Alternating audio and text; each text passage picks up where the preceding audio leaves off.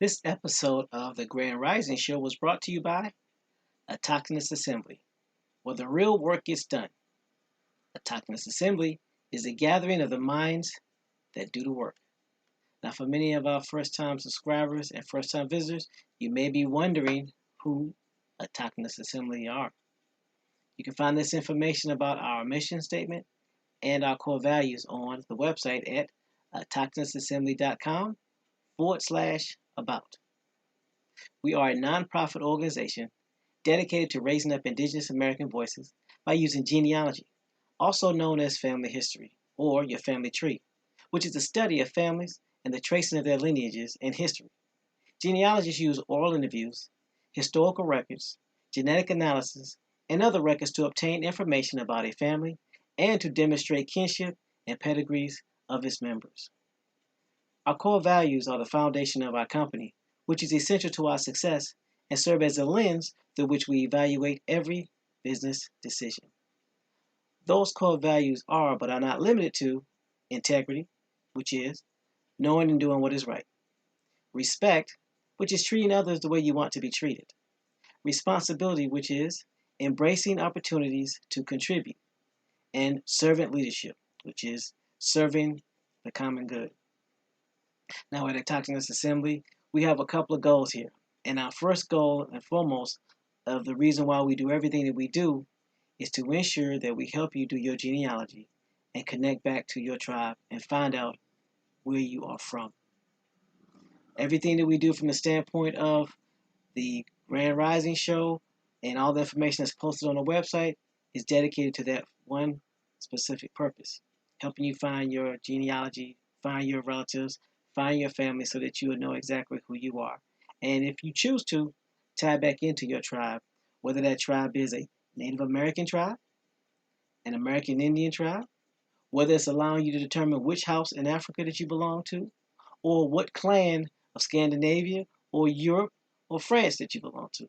Either way, our goal is to do just that: help you find out who you are so you know exactly where to start. We are not here to tell you who you are, and we're not here to tell you who you are not.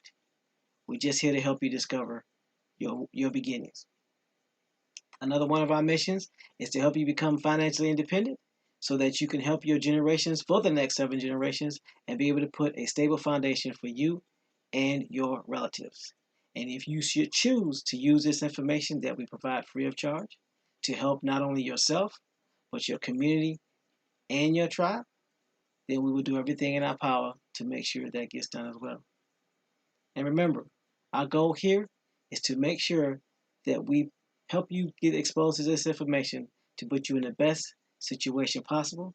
So now what I'm going to do now is return it back over to the panel to see if there was anything I missed, and I will go ahead and get set up so we can get ready and get digging into this information. Panel, take it away. Warning, warning, warning. Hard hats, pickaxe, shovels, boots required.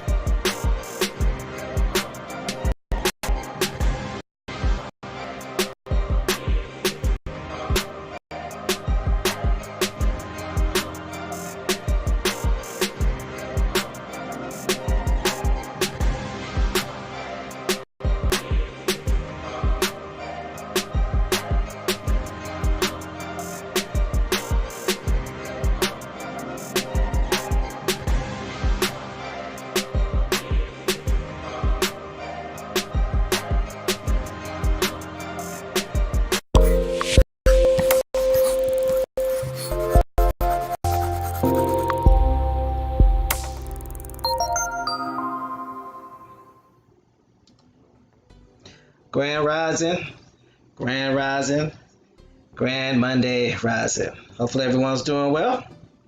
Peace. Did I lock No, he's not in right now. Hopefully everyone's doing well this Monday. Or it's don't sound like I was saying my Friday. Ain't that what he said? Yep. Friday. Alright. So, as you can tell, we are streaming from YouTube and we're streaming from the website. We will only be streaming from YouTube for about 45 minutes to give everybody the opportunity to switch over to the website. And then we're going to cut the YouTube stream. So we spent this whole weekend working out the bugs. So we think we got everything straight, and we want to thank all of those who worked with us this weekend and logged in and got your IDs and things of that nature. To be on the website, you do not have to view Cab Grand Rising show or any of the shows. You do not have to be logged in. If you want to chat and comment, you do have to log in. Now, it does not cost you anything. You can use your same login as if you were logging in through YouTube for continuity's perspective. So, but to watch the channel or to watch the show, you do not have to log in. But to comment, you do. And again, it doesn't require any cost, so there's no fee associated with it. So I just wanted to put that out there. So again, we will be cutting the YouTube's feed around 8:45, 8:50, or thereabouts. So they give everybody a chance to go over to the website and view it that way. Was there anything you want to say about that? All that's on the website now, if you refresh, you will see that the global chat has been added right up under the stream. So it's a lot easier for people who want to watch the show and chat at the same time, and it's tied into the same global chat. So it makes it so those who are comfortable with how the YouTube feel is set up like that right now.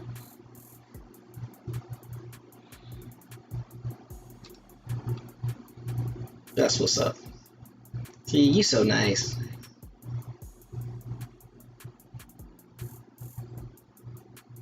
So, anyway, so hopefully everyone's doing well. What was I about to say? Yeah. Grand Rising and peace to the new subscribers. It's funny, the moment that we talk about leaving YouTube, all of a sudden our subscriber count go and increases past that 500 number. Where we started losing subscriptions, now we're gaining. It's kind of crazy. I want to say peace and Grand Rising to the Texans Assembly Silent Majority. We appreciate everything that you do. We appreciate all the emails. We appreciate what's going on in your community. We appreciate you adding to the forum. And, we appreciate your numbers. Because without you, we couldn't do what we do. And to the best chat ever, what's going on? Hopefully everyone's doing well. So now we have two chat boxes for right now, temporarily. We have the chat on the website, tacticsassembly.com/Cab Grand Rising Show. And then we have the chat on YouTube. So I'm going to go ahead and do the roll call. So we're going to do the roll call to YouTube first, and then we're going to follow that up with the roll call for the website. Alright, so here we go. Let me go ahead and get this situated.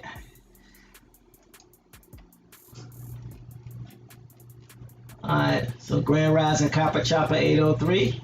Grand Rising Frida Rente all the way from California. Grand Rising KSR. Grand Rising Mayan Sun.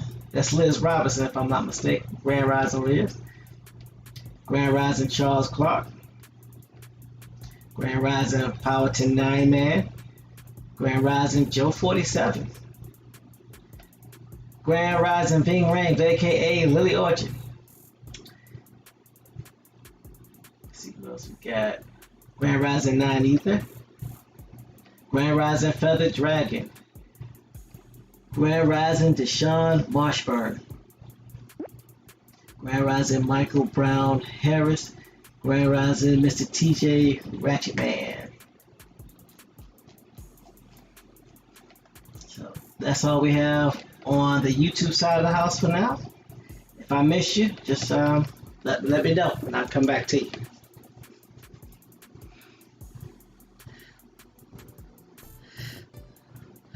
So let me do this.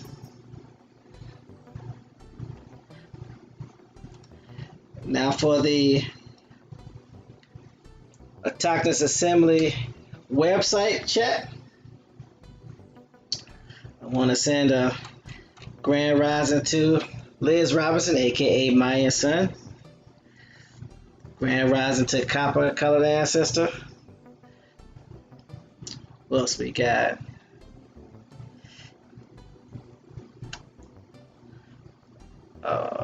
Grand rising to Marlon P.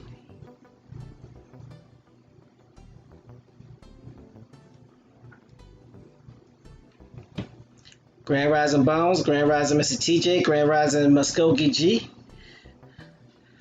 Grand rising T Tiny 04044.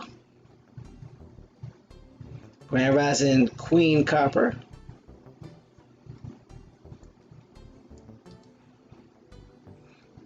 And I think that's all we have over on this side. So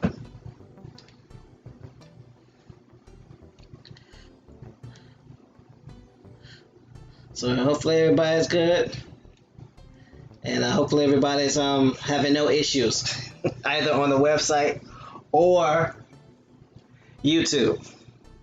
Again, like we were saying, we will be transitioning from YouTube to the website, meaning around 8:45, 8:50-ish, we will be shutting down the YouTube stream and broadcasting specifically and exclusively on the website.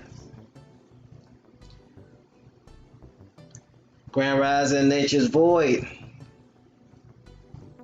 So if you have any questions, feel free to let us know. And the number to the chat still works, so that's not going to change.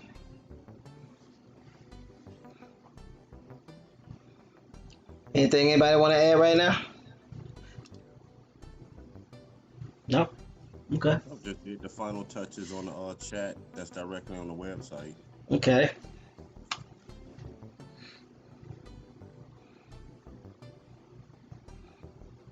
Yeah. It looks more like what people will be accustomed to when it comes to the YouTube, so that'll help them out. Cool beans. Yeah, so anyone that's already on the website, if you refresh it, you'll still have the global chat, but the same global chat now, it's a permanent chat right up under the stream. So you don't have to pop out the global chat. And they work hand in hand. Whatever you type in one shows in the other, vice versa. You can still pop it out if you want to, but it's just, you don't have to. So, Grand Rising Oak Cliff and Grand Rising Golden Moon. Grand Rising Lady J. So like we were saying, we will be transitioning to the website around quarter to 9, 10 till 9, with thereabouts. I'm trying to let everybody get on so we can transition and make it smooth. So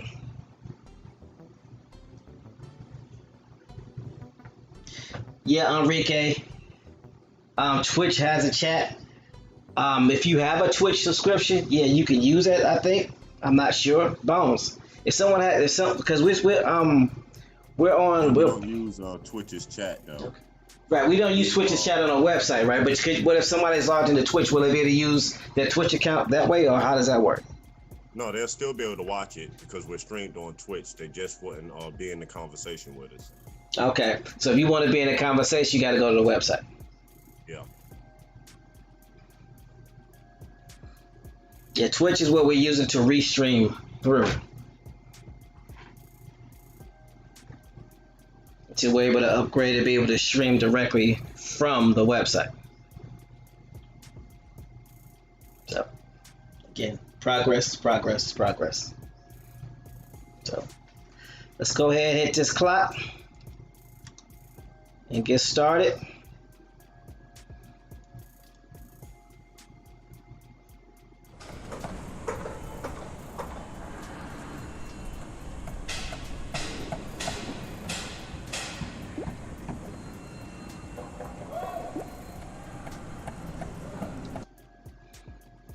All right.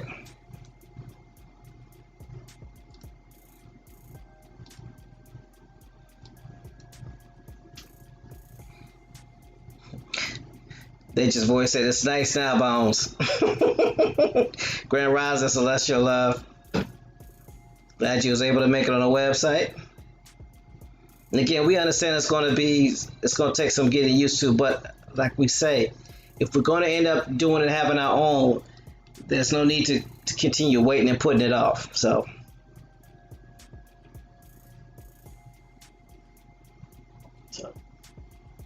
we understand everything's a process. So if we lose subscribers on the way, or we lose people that want to watch, hey, great thing about being here, you still have some freedom, and you still have the freedom to choose. So do what works best for you. So hopefully everybody with a ratchet was passing out them hard hats. Then now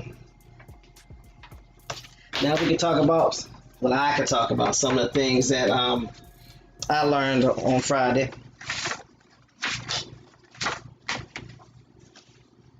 Got my notes here. So the first thing I learned Friday, Grand Rising Jeffrey Gordon. The first thing I learned on Friday was that the name Comancheria is actually the name that the people chose to call themselves.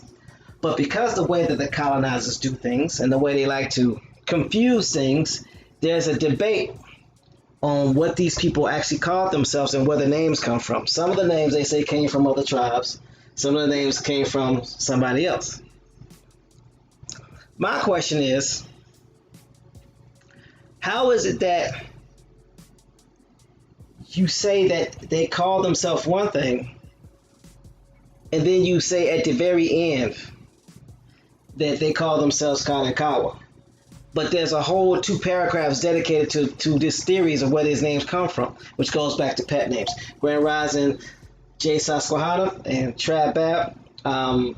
Do me a favor when y'all get a chance, go ahead and log into the website, autochthonsassembly.com / the Cab Grand Rising Show, because we will be broadcasting from there exclusively within the next 20 minutes. So at the end of the day, how are you going to sit there and say that these people call themselves Comancheria, but then you dedicate 2 whole paragraphs to speculation of how the name came about? Doesn't make any sense to me. Again, it's all about pet names. Another thing I learned is the Parker family were very important, because the Comanche, who were known for bum rushing forts and domiciles and places of dwellings and capturing the women, bum rushed one of the most fortified forts in the Republic of Texas and only took 2 women. So you mean tell me you're going to do all that work and all you taking is 2 women?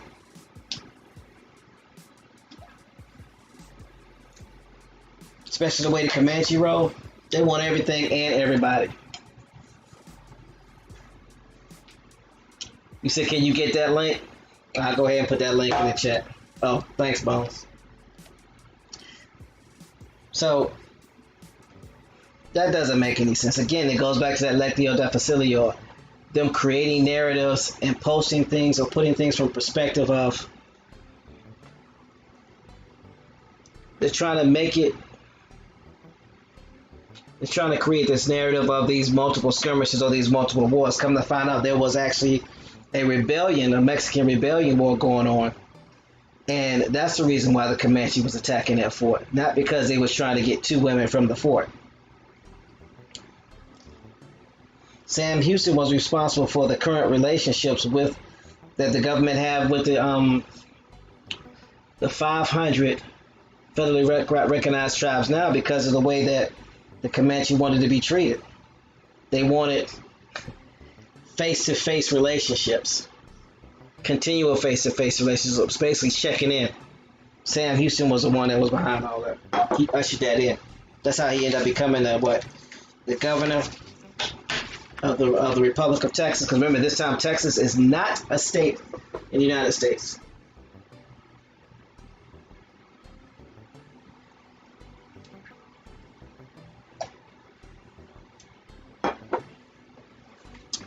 Charles Clark says anyone that walks in water barefoot can be called Kara and Kawa.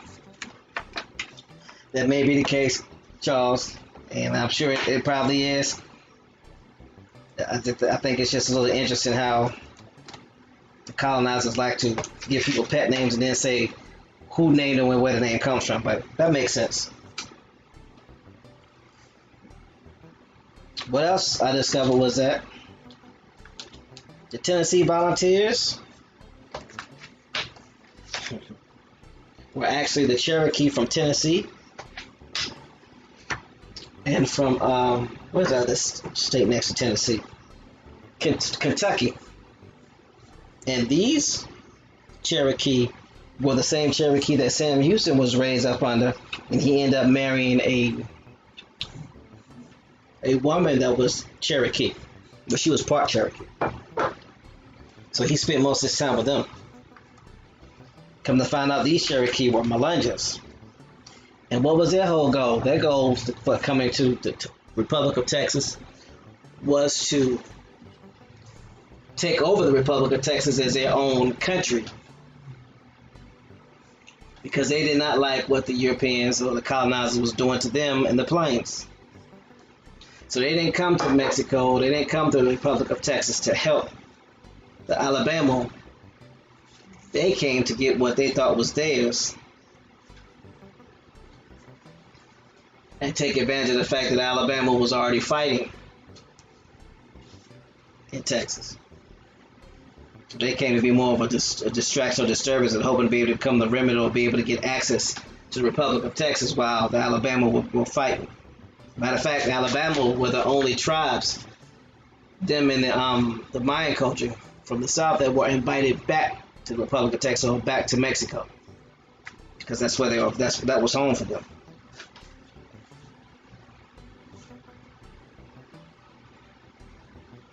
Then there's Chief the Bold, or Chief Diwali. He became the chief of the Cherokee after the rebellion was over because there was an agreement that was made. Grand Rising, Pamela Hall. Glad that you caught the cab on the Autochthonous Assembly website. Good to see you.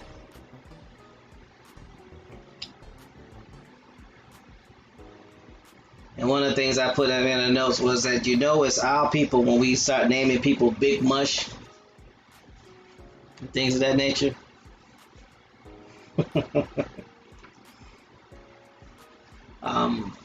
One of the things I wanted to bring to everybody's attention was the fact that this is something that Choctaw Jimmy had brought up to our attention, was that the land that everybody was fighting over was Caddo land and Washita land. So the land that was being sold wasn't nobody's land to sell because the Caddo nor the Washita agreed to it.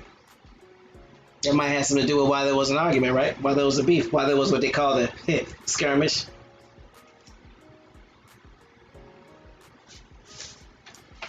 And speaking of skirmishes, you got the Quiche skirmish. And the Quiche skirmish basically got started because one of the colonizers, or one of the people from the colonies, was talking trash and took the tobacco from one of the Indians and then talked smack to an Indian. And then he ended up getting him and his peoples in trouble. They ended up getting whooped, ran into the marsh. Marsh got burned.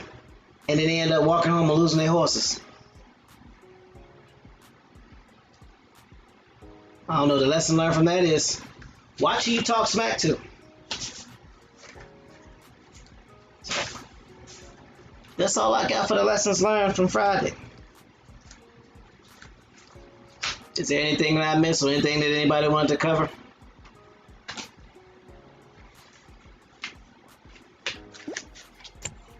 Well, nothing I can add to it. Okay.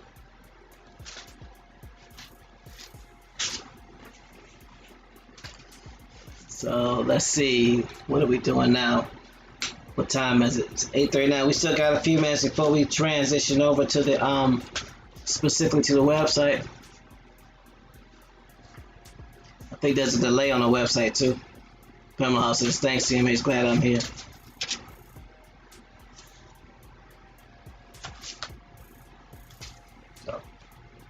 So again, Grand Rising Original Teller, we will be transitioning specifically and exclusively to our website, TexansAssembly.com/The Grand Rising Show.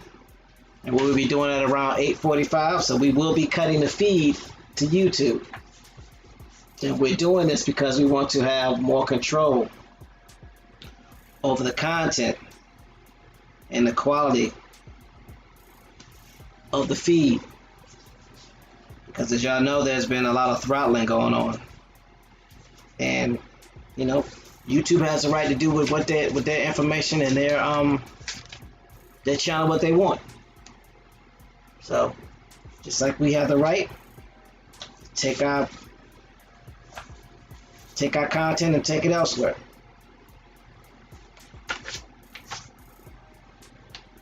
So, just know that we'll be moving towards the website, and the feed for YouTube will be cut. So if you want to get to catch the show live, then the best thing for you to do, or what I would suggest, is to log in to TexansAssembly.com and then click on the Grand Rising Show link. And then you'll be able to chat and hear the show from there and interact with us. And just remember, in order to see the chat, you have to be logged into the forum. If you're not logged into the forum, you won't even see the chat. Now that does not mean you won't be able to hear the show, but you will not be able to chat. And here's another thing to think about. It does not cost anything to register on the chat. It does not cost anything to access the forum. We're not charging anybody to do this. We're just providing a platform to where everything is a one-stop shop, meaning you can have all of the sources in one spot. You can have all the content in one spot. We can chat in one spot. The chat never shuts down, so the chat always stays open, which is a good thing. So for those that like to stay and chat after the show is over, once we cut the show, the chat doesn't get cut. The chat stays up. So hopefully this helps you. Hopefully it'll be beneficial. I think it will be, especially with a lot of things that we got coming down the road. So yeah. So anything else? Anything I missed, Bones? There is one thing I want to remind people.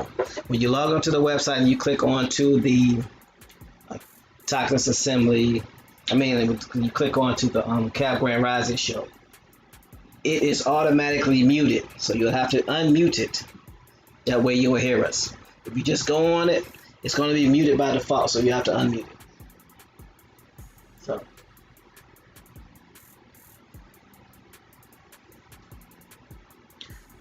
So let me ask you a question. For those that are on YouTube now, that are viewing us on YouTube, how many of you are coming over to the website when we shut down? Put some ones in the chat. So I want to see what we're working with.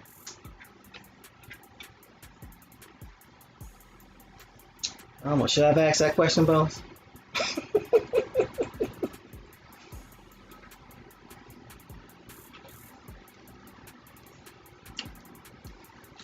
I really want to know. If you're coming over to the website to finish watching the show, live. Put some ones in the chat.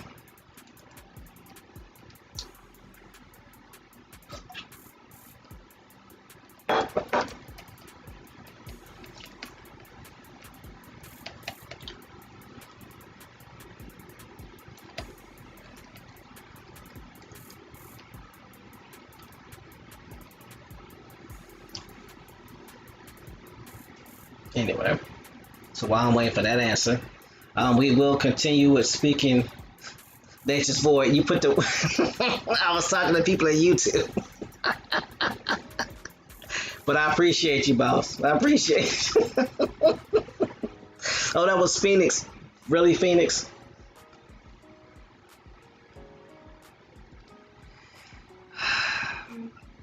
You're so funny. Nah, don't. Come some And then you put the, really?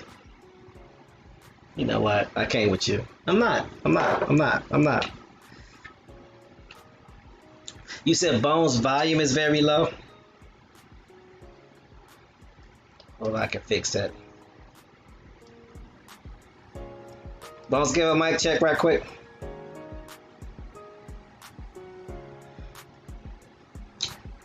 One, two, 1, 1, 2.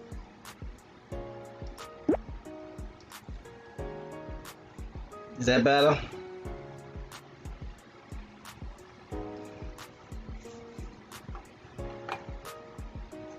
All right.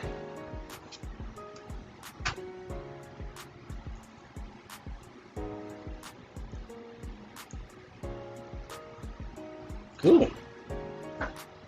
So like I was saying, we're going to be reading from the Texas American Indian War. And one of the first things we're going to be covering is the Cordova Rebellion.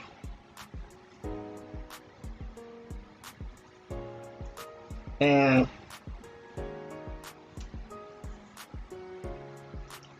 it's going to require you to have your hard hats on. So, about to get in, about to get ready. Frida says, I'm already there.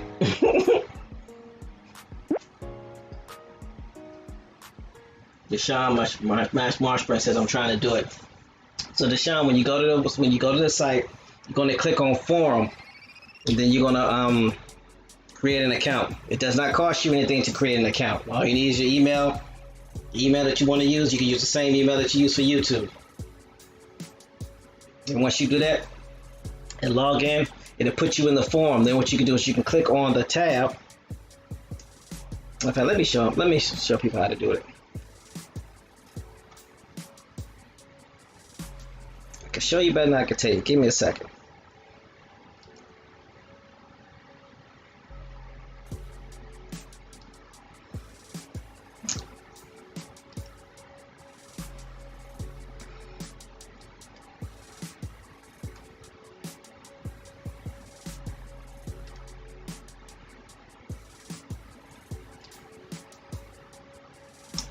Alright, so I'm going to show you how to do it.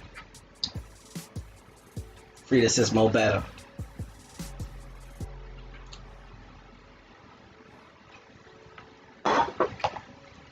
And look at it this way. It's our own. It's no more trying to build and being on YouTube and people that have nothing in common on what you're trying to get done showing up being distractions. That doesn't happen anymore. It's no more we can only lightly talk about particular topics because of YouTube standards. We can truly build now, talk amongst ourselves, put our plans together.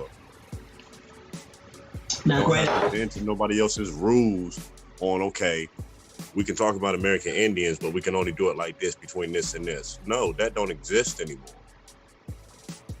And that doesn't mean we're going to be X-rated or R-rated. We're still going to keep it family-oriented. So. Yep. It's just to the point too. We can actually talk. Think about this. We can run the episode back that YouTube blocked. The one about the town in Alabama where everybody there, you'll think they white, but they're not. The one that YouTube blocked.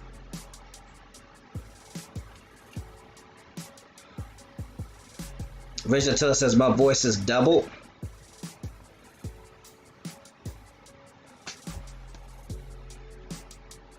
Let me see something.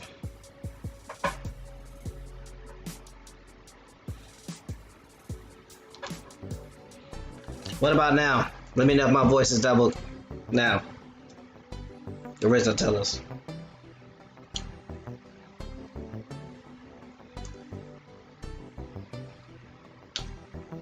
So when you log in, let me log out.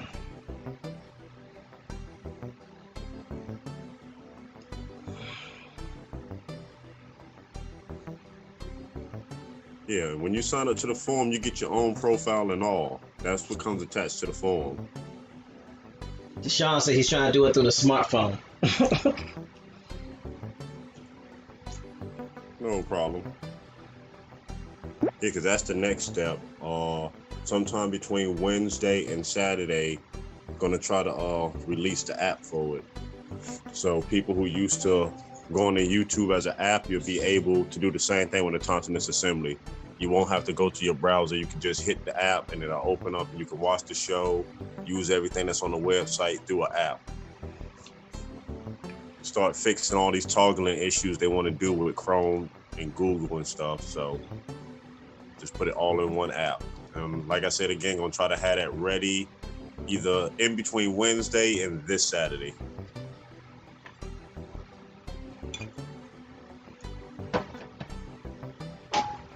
Alright, so when you pull up the Tontonist Assembly page, I need you to click on Forum. Once you click on Forum, it's going to ask you to log in. It's going to ask you to create a login and a password. Again, it does not cost you anything. So you put your login in, put your password in. That's going to ask you to. So,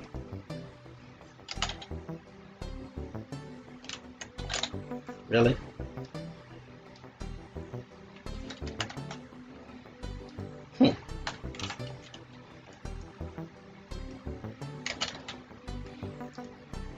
Click sign in.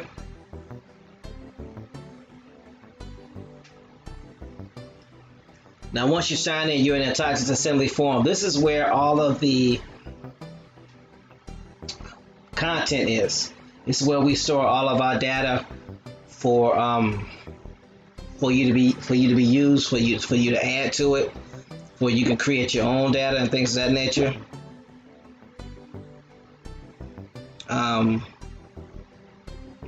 But to get the Grand Rising Show, you're gonna come over here to the right next to the donate button. So left of the donate button, click on that. Then it's gonna take you to the Grand Rising Show page. Gonna scroll down some.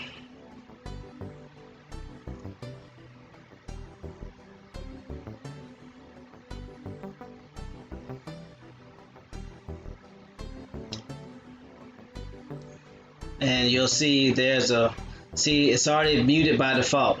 I don't want to unmute it because if I unmute it, then you'll really be hearing double.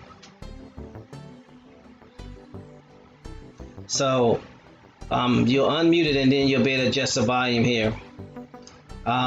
If you're having latency issues, you can click on settings, go to advanced, make sure you got it for low latency, click there. Also too, for quality, if you're having a problem with quality, you can adjust the quality. Right now I have it on 600. When we first started, I had to drop it all the way down to 380, and then I incrementally moved it back up. Here's the chat. Chat is at the bottom.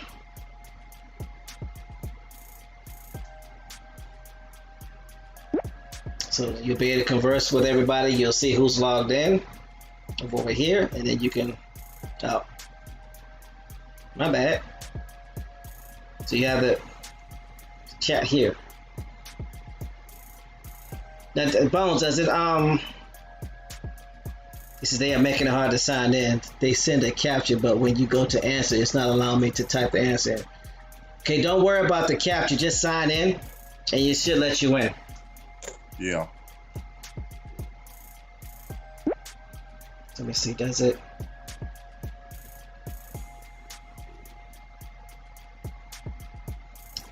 Yeah. The only thing that you got to be wary of is when you go to full screen, you lose your chat box.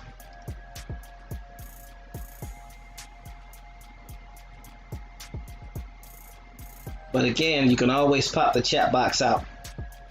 By coming up here and going to the right. Charles Clark says if you have a phone, change it.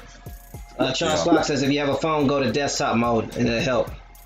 Yeah, that'll be the best way if you're on a phone, because that way it works just like it's a laptop computer. You can always pop this out, and then once you make the screen full screen,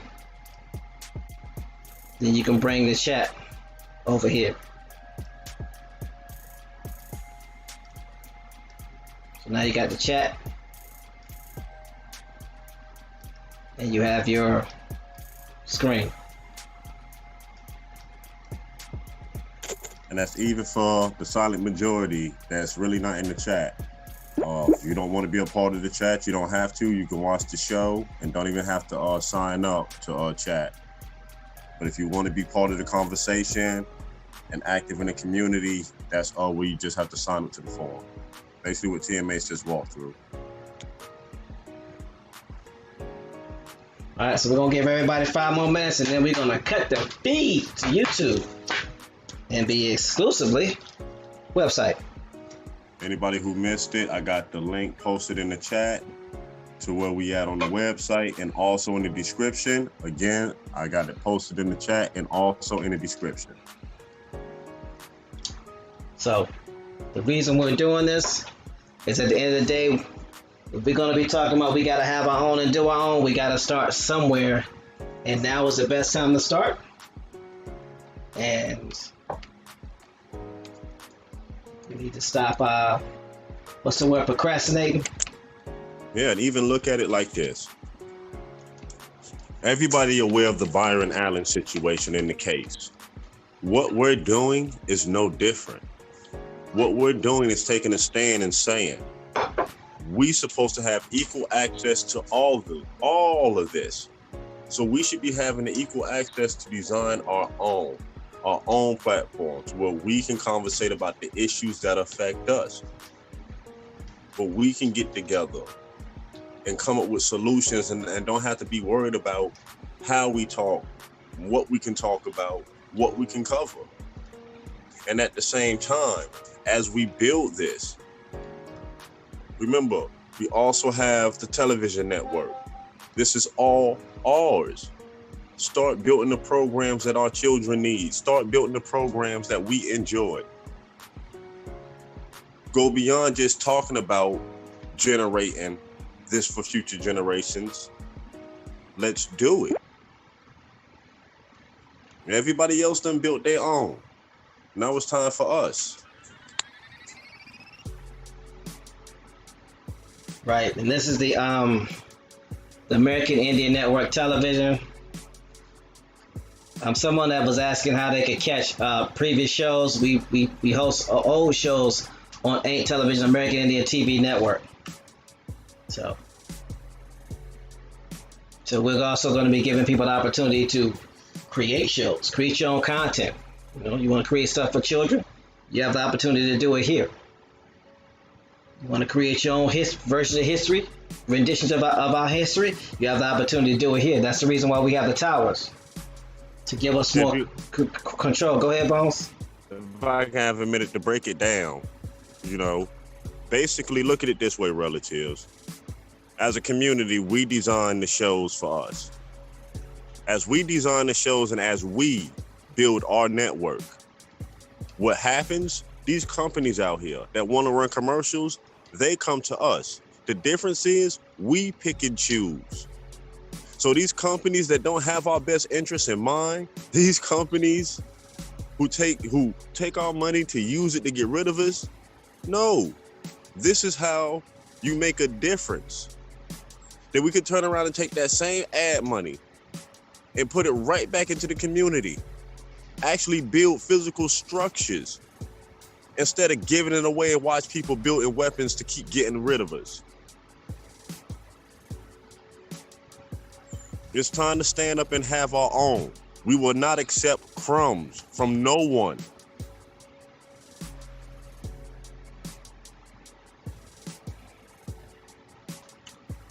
So for those of you who are just signing in or just going on YouTube and wondering like, what are they talking about? We're talking about transitioning to our website. The website is already up. We already have people already on the website. So we're about to, in about another minute, we're about to cut the YouTube stream and go specifically on our website. So we're going to be doing this probably for the next week or two until we get everybody over that wants to come over. Not saying you got to come over, because we will rebroadcast all of our episodes on YouTube. They just will not be live. And it probably won't be the whole episode. It'll only be a portion of it. Because we want to make sure that we have total control of our content and no one controls our content. And, you know, we don't have to be dealing with a whole bunch of other unnecessary stuff. So if you want to get access to the live shows from now on, it would behoove you to go ahead and go to the TexansAssembly.com/Cab Grand Rising Show and get a user account and an ID, and then come join us. It does not cost anything. We're not asking you to sign up for a Patreon account or nothing like that. We're just asking you to sign up and be a part of it. It doesn't cost you anything. So that's it. Nothing but an email and a username. That's it.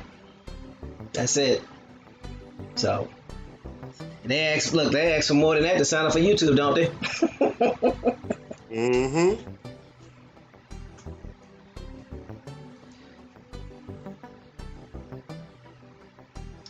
So, Grand Rising Denise, Bless, Grand Rising Mike Easter, Grand Rising Aboriginal TV, Grand Rising Neetha W. So hopefully y'all heard the message. Y'all know that we'll be going over to our website only. So if you want to get more of this information, find out how this Texas Indian War ends live, then you'll join us over there. If not, I guess you'll catch the rebroadcast. You ready for me to cut the feed, Bones, or you want me to wait? No, I mean, you might as well go ahead. Break down this info. Get to it. All right, so we'll see y'all over on the website. If you got any questions, look, if you got any questions, the number is on the screen. So the number ain't changed. So you can always call in. So, Put it like this. Put it like this to all the relatives. It's time for us to go home. Time for us to go to our home. Get them Ned's back. Let's go home. I see y'all at the house, okay? All right, catch y'all at the house.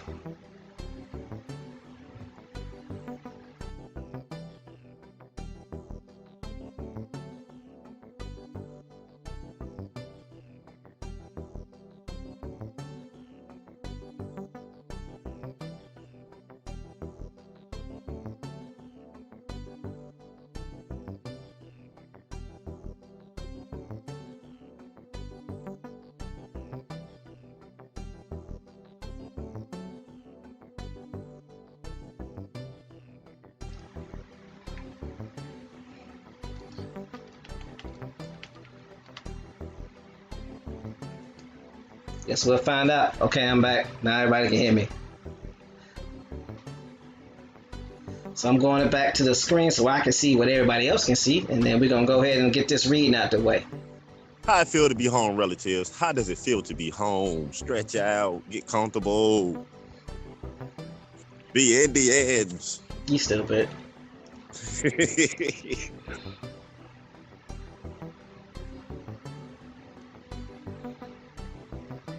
Let me go ahead and share my screen.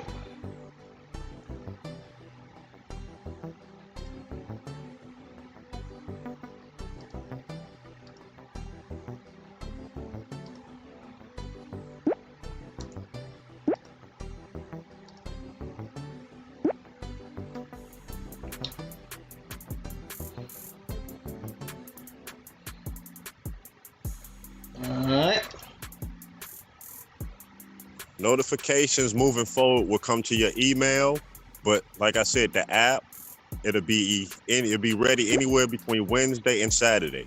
Once the app come out, the app is also free. It'll work no different than YouTube.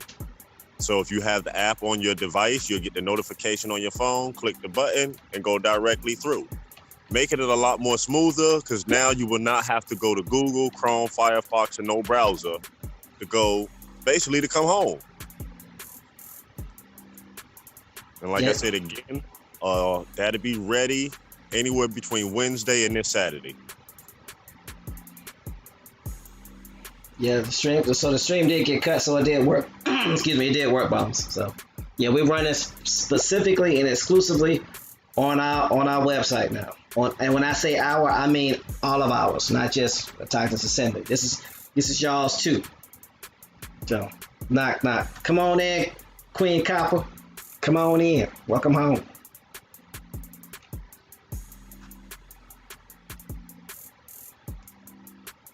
So let's go ahead and get busy with the reading.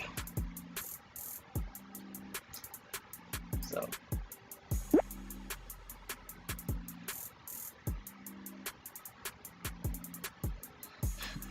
alright, so y'all should be able to see my screen. Matter of fact, let me go ahead and pull up over here so I can see what y'all see.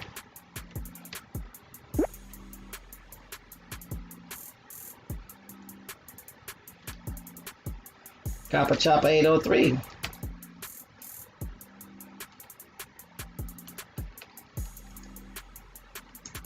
So, cool beans. Alright, so here we go. The Indian problems of the first Houston administration were symbolized by the Cordova Rebellion. Evidence existed that a widespread conspiracy of Cherokee Indians and Mexicans had united to rebel against the new Republic of Texas. Come on, man. Come on. We doing this already?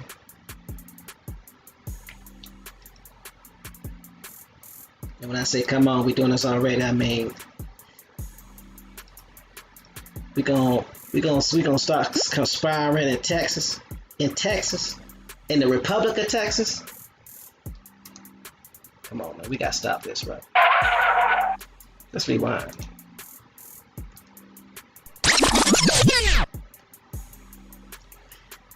The problem started of the first Houston administration was symbolized by the Cordova Rebellion. Evidence existed that a widespread conspiracy of Cherokee Indians and Mexicans had united to rebel against the new Republic of Texas and rejoined Mexico. So there's already a problem. So let's look at this Cordova Rebellion, shall we? So I'm gonna put this in the chat.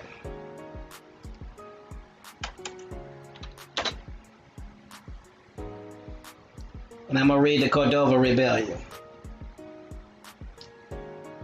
So it goes on to read that the Cordova Rebellion in 1838 was a uprising instigated in and around the Nacogdoches, Texas. Alcalde Vicente Cordova and other leaders supported the Texas Revolution as long as it espoused a return to the Constitution of 1824. So hold on.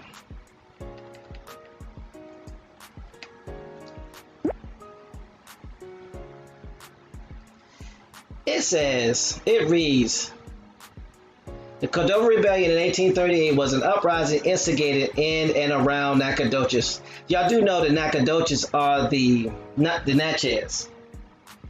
Those are the Natchez Indians. Those are the Indians that built the roadways. They're the ones that built the buildings for the Indians, for our ancestors. So they're our engineers. So that was an uprising instigated against them in Texas.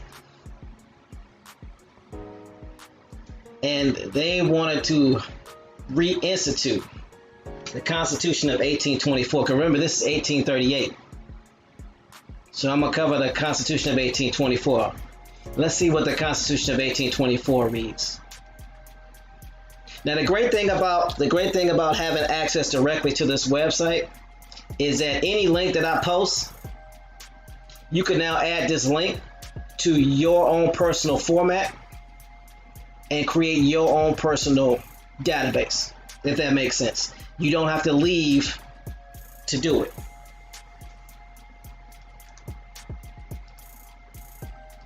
Because everybody has their own profile. That's if you choose to do so. 1824 Constitution of Mexico reads, the Federal Constitution of the United Mexican States of 1824 was enacted on October 4th, 1824, before the overthrow of the Mexican Empire of Agustin de Iturbide.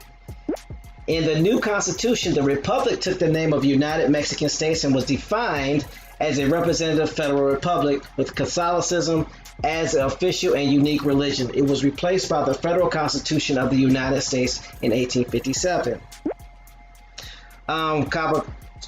Queen Copper said the browser setting. I would start with 480.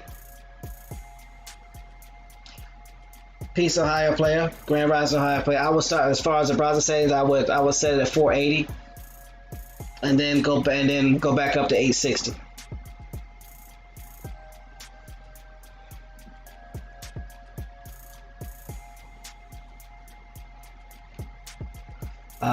So back to what I was saying. Oh yeah, I gotta move down some more. So let's go about do a little bit of the background. It says the Mexican War of Independence severed control that Spain had exercised on its North American territories, and a new country of Mexico was formed from much of the individual territory that had comprised New Spain. The victorious rebels issued a provisional constitution, the Plan de Iguala. This plan reaffirmed many of the ideas of the Spanish Constitution of 1812 and granted equal citizenship rights for all races. In the early days of that country, there was much disagreement over whether Mexico should be a federal republic or a constitutional monarchy. Remember, a constitutional monarchy is what Spain is today. Yeah, the feed was supposed to cut off YouTube. The feed was supposed to cut off YouTube to have everybody come over here. So, yes. Sorry. One of the leaders of the revolution became the first monarch, Augustine I. When you have a monarch, you're basically ruling by families. So there is no democracy, or there is no republic. It's just a monarch ruled by families, which is what Europe has always been ran up under. So it says, discontent with Augustine's national government grew. Brigadier Antonio Lopez de Santa Anna initiated an insurrection.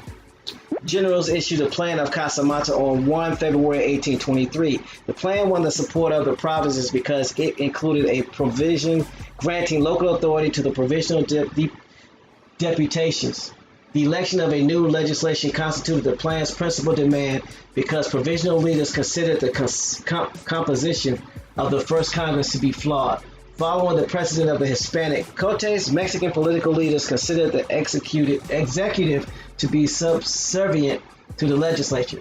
Thus, a new Congress, which did not possess the liabilities of the old, and it could restore confidence even if the executive remained in place. Mexican politicians, of course, expected the new body to keep the emperor in check. Augustine abdicated in March of 1823. So, here's the deal. They wanted to go back to the old monarch. Instead of having a democracy where there was a vote, like our ancestors had, they wanted to go back to a monarch. So that's the reason why the 1824 Constitution, they wanted it to be put back into play. If that makes sense.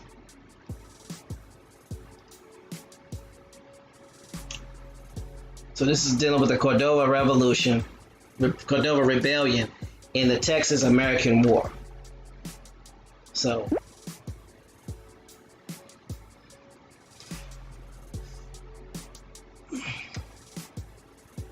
So it says, beginning as early as the late 1835, Cordova had covertly started to plan and organize local resistance, anticipating Texas would declare independence from Mexico. In the later summer of 1838, word arrived from several sources that Mexico was seeking an arrangement with the Cherokee, which would give them title to their land in exchange for assistance in joining the war of extermination against the Texans. Who were the Texans? Y'all know?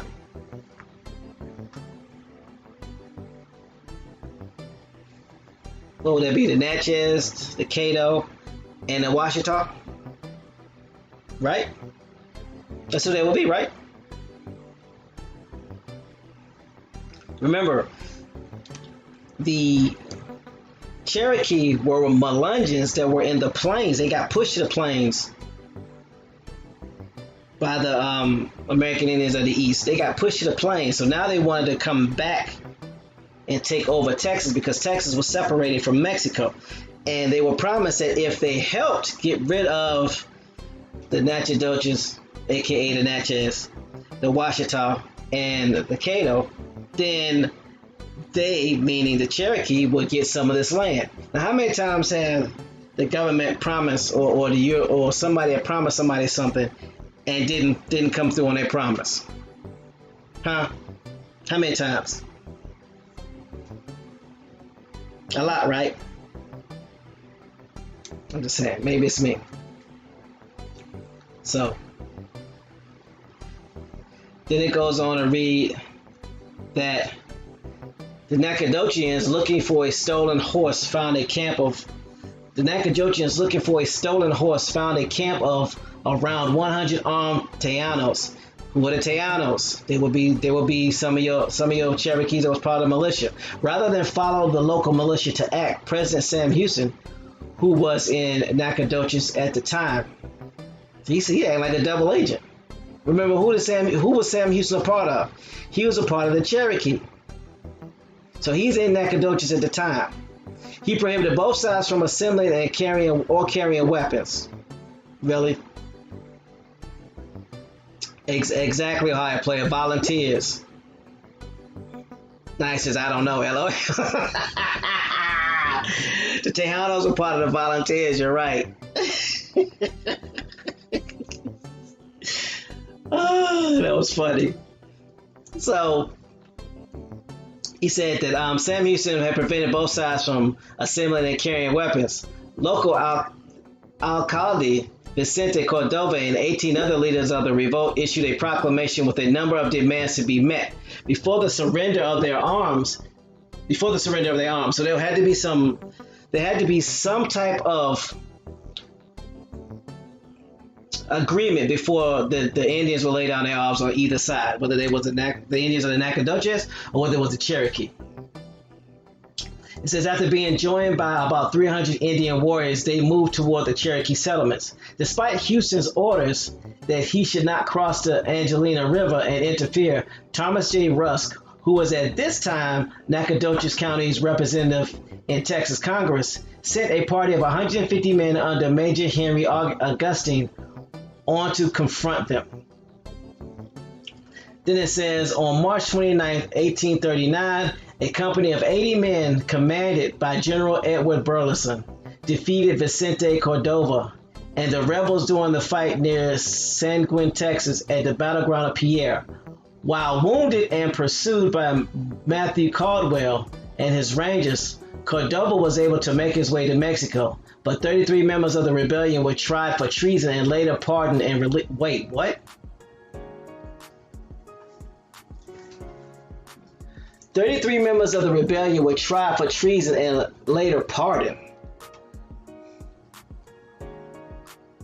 And this was in 1839. 12 years before the Civil War. And this is something I didn't realize, relatives, is that from 1835 to 1924 was the Mexican-American War, which is basically saying it's another Indian war that's going on. So this war is going on simultaneously before the Civil War and after the Civil War. If y'all don't know if you remember, but Do Division was talking about Armageddon, that this was a last stand. And there's remnants of that because it speaks to that.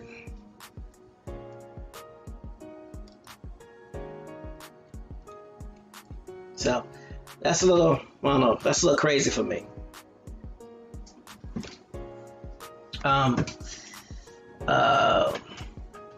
Where we at?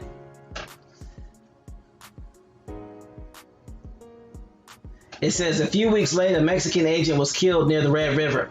A diary and papers were found on his body, which indicated that the government of Mexico was working to incite the Cherokee and other tribes to rebel against Texas in exchange for recognition of tribal lands. See? Cherokee. Additional documents were found after the Battle of the North San Gabriel River on May 17th and on May 18th, 1839, after a party of Texas Rangers defeated the group of Mexicans in Cherokee.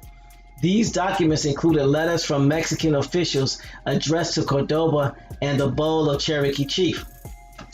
So, here's my question. Who are these Texas Rangers?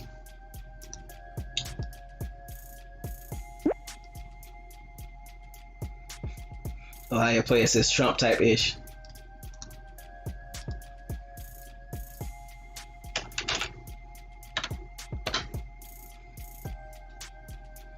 Since the Texas Rangers Division is commonly called the Texas Rangers and also known as Los Diablos Tejanos, Texas Devils, a U.S. statewide investigative law enforcement agency that's statewide jurisdiction in Texas based in the capital city of Austin. Over the years, the Texas Rangers will investigate crimes ranging from murder to political corruption. Let's look at how they got started. The Texas Rangers were unofficially created by Stephen F. Austin in a call to arms written in 1823 and were first headed by Captain Morris. After a decade, on August 10, 1835, Daniel Parker introduced a resolution to the Permanent Council creating a body of rangers to protect the border. Remember who Daniel Parker was? All of a sudden, that was an individual whose family, whose daughters were the only ones in that fortified fort that got taken. So, something to think about. Ohio player says, after all this fighting, no wonder they left us in the fields. Gettysburg. Really? So then it goes on to read that the Rangers have taken part in many of the most important events of Texas history, such as stopping the assassination of President William Howard Taft and Porfirio Diaz in El Paso, Texas.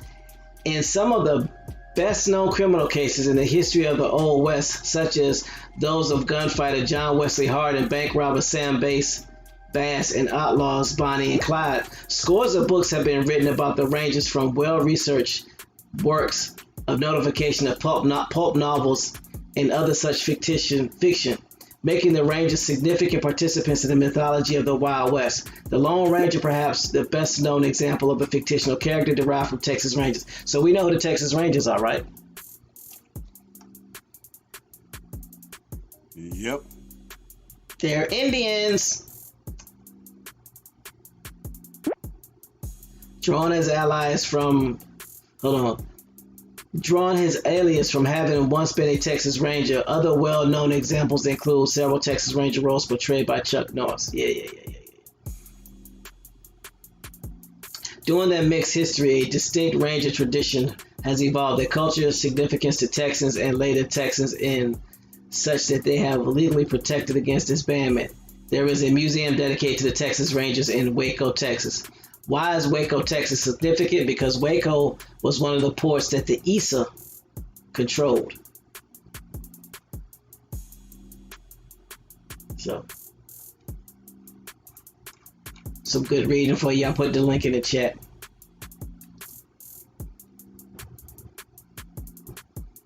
What is this about? Cordova. So, I read about the Cordova Rebellion.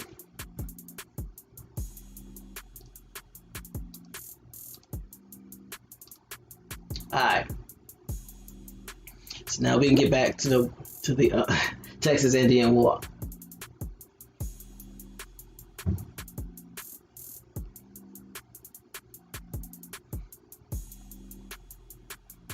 90 said Texas Rangers were formed by S.F. Austin. That's what they say. But again, you know, there's three sides to every story. So I always want to be conscious or cognizant of what story is being told and how it's being portrayed. That's why we always put the link in the chat for y'all to do y'all further research. And then y'all can post the information y'all got in the forum. See how that works?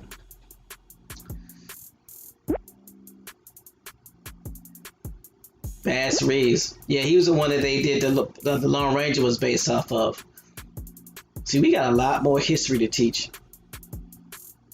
Is it Bass or Bass Reeves? I want to say Bass Reeves. I could be wrong. Thanks for the link, 9ether. Make sure you create your platform and you start posting your links in there so you can make sure you get credit. Because as you know, chats scroll up. And I don't want you to have to be trying to scroll up for days trying to go get your original link. So just trust me, I've spent many days doing that. It's not fun.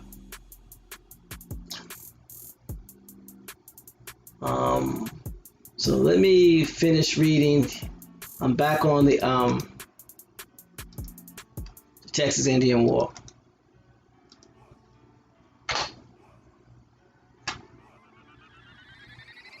One thing I can say, Bones, is putting the links in the chat. It's a lot easier and a lot smoother and it's a lot faster. So I don't know what you did, so thank you. Because on YouTube, sometimes it gets glitchy.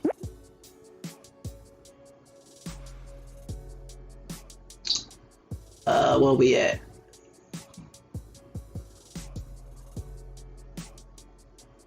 Okay, Houston refused to. Okay, so here's where I'm at.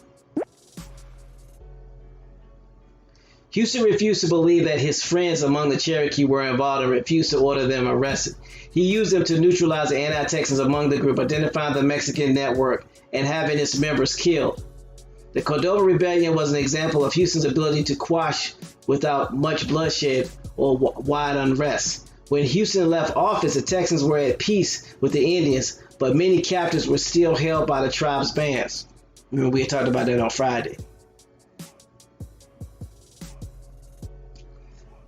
During Houston's first presidency, the Texas Congress passed laws opening up all Indian lands to white settlement and overrode Houston's veto. Hold on. Come on, man.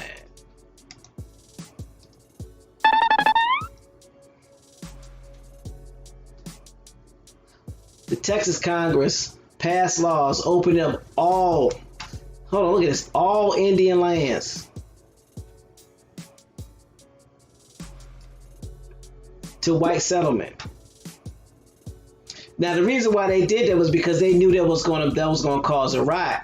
So remember, they had the Cherokee standing pat to fight, because who was supposed to get some of that land after they got the Indians off of that land?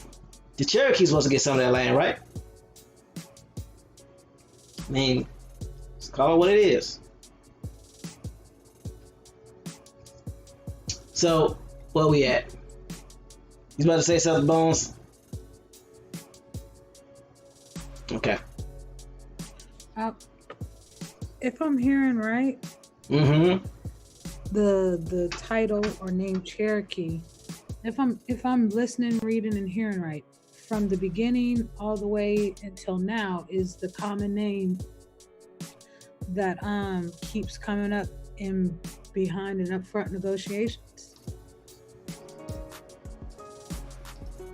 You're absolutely right. So it could be surmised, and this is just my opinion, till further verified, is that the Cherokee, to me, are nothing more than Indian agents who have actually become Indians, or who have actually usurped the Indian title, and they're involved with all negotiations, because everything's got to go through them. That's just my personal opinion, and that's the way that it looks. Add this layer to it. The children that got taken to Europe to learn European ways and brought back. See your point. Who was doing the negotiations? Who was speaking for the tribes? Who got elected to speak for the tribes? They thought they were going to get better negotiations and better deals. As you can see now, these people negotiating for themselves. Right. That makes sense.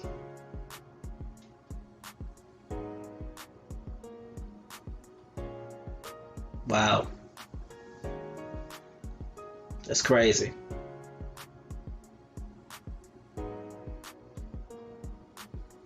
Gabby, did you have another question? Nah, not right now. Oh, and to clarify it up, when we say that, we don't mean with a broad brush everybody that's identified as a Cherokee. No. These particular groups or clan, whatever their original name is that's being identified as Cherokee in this story, yeah, them folks. Yeah, because again, we got to look at timelines. What you identify as now, or what you're finding in your genealogy now, is different than who these individuals were then.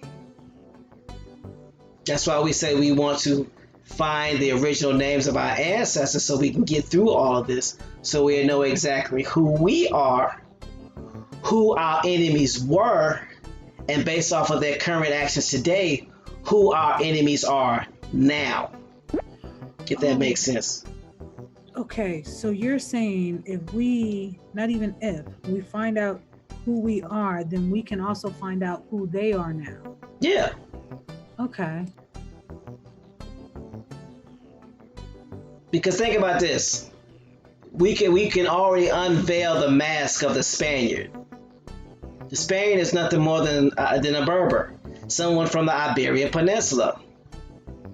There's no such thing as a Spaniard, just like there's no such thing as somebody that's English. English means like ink. Yeah, they were just French Protestants that went to that island. That's it. So who are they? They were your French. Yep. They're your Franks. When we start breaking down who these people and who we originally are, now the truth cannot be hidden. You're removing the DBAs, aka the doing business as aspect of things. So you're removing the corporate veil from how people are hiding, and you're getting to who these people really are. The more layers of separation there are, the more difficult it is for you to not only find out who you are, but the more difficult it is to find out who you're dealing with. If you know that the Spanish, the British, and the French are the same people, that gives you a different perspective on how everything played out and why they were able to get away with what they got away with. Now you understand why Louisiana, aka New France, aka New Spain, ended up changing hands so many times. Because they were confusing the Indians. And to add this to it, we know in 1790, there's only 3 classifications on the census. Free person of color, free white, slave. So, but we also know you got different nationalities already coming over here before 1790. Think about it, you got Chinese here, Japanese here. You got Iberians here, Germans here, Franks here. You got all these people here. Now you force everybody into 3 categories. Mm-hmm. Now check this out. This is 1790, everybody is put into 3 categories. By 1990, why all the categories opened up? To keep it confused. They put everybody in one big pile, then broke you up 200 years later with brand new identities. Think about it. We call people Puerto Ricans, but that don't exist. They gave them people a new name, African Americans. None of this exists. Portuguese. It don't exist. Put everybody in 3 categories. No matter where you came from, think about it. If you was Chinese, 1790, your 3 choices is what? Free person of color, free white, or slave. what did they pick? And now when I say they, what did the enumerator pick? Yeah, because we have to remember and keep in mind the enumerator was the one that was naming and determining what our nationality was. We did not get to choose as a whole, as a country, until 1970. So from 1790 all the way to 1960, over 180 years, someone was determining our status.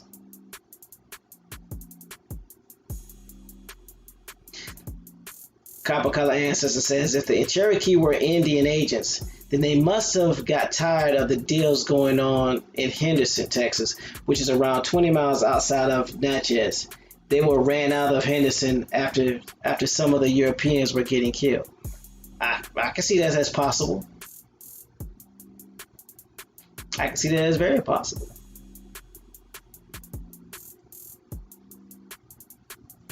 Because again, you got to realize here's a funny thing. You have the Europeans version of history, right? You have the Americans version of history. And then you have the Indians version of history. Now, the two versions that we very rarely hear from, and it requires a lot more research, are the Europeans version, right? And the Indians version. The version that we have a plethora of information on is Americans version.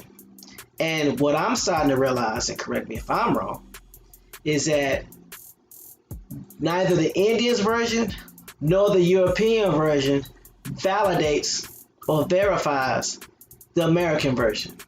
Don't y'all find that just a little bit problematic? But think about which one was given to you.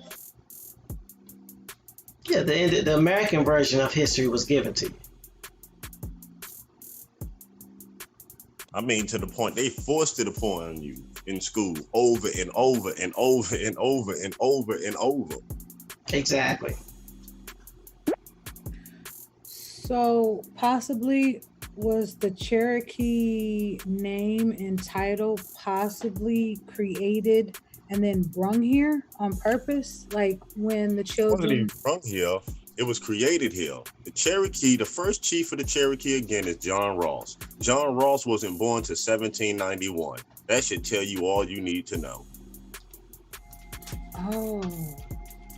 And they're trying to backdate the Cherokee tribes by giving you speculation of them possibly being tied in with the Iroquois, or more specifically, the Tuscaroras. But the Tuscaroras don't have any Cherokee history that goes back past 1791. Yeah, the people that they take the history from and assign it to the Cherokees are the 7 bands.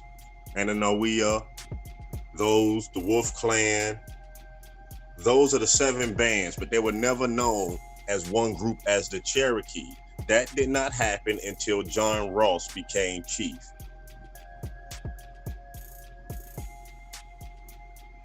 And the Cherokee have always been labeled as an American Indian tribe, as Native American tribe, not American Indian. So they are your Melungeons.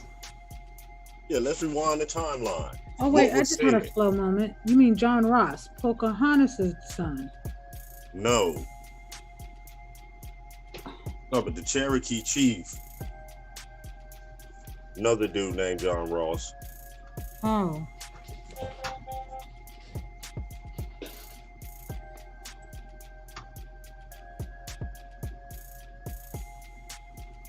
So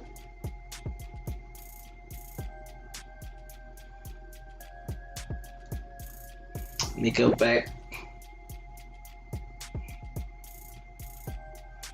quick. Opposite, the Indian version is plagiarized. The Indian version is hidden, and the only way you can get the Indian version is to go talk to some Indians.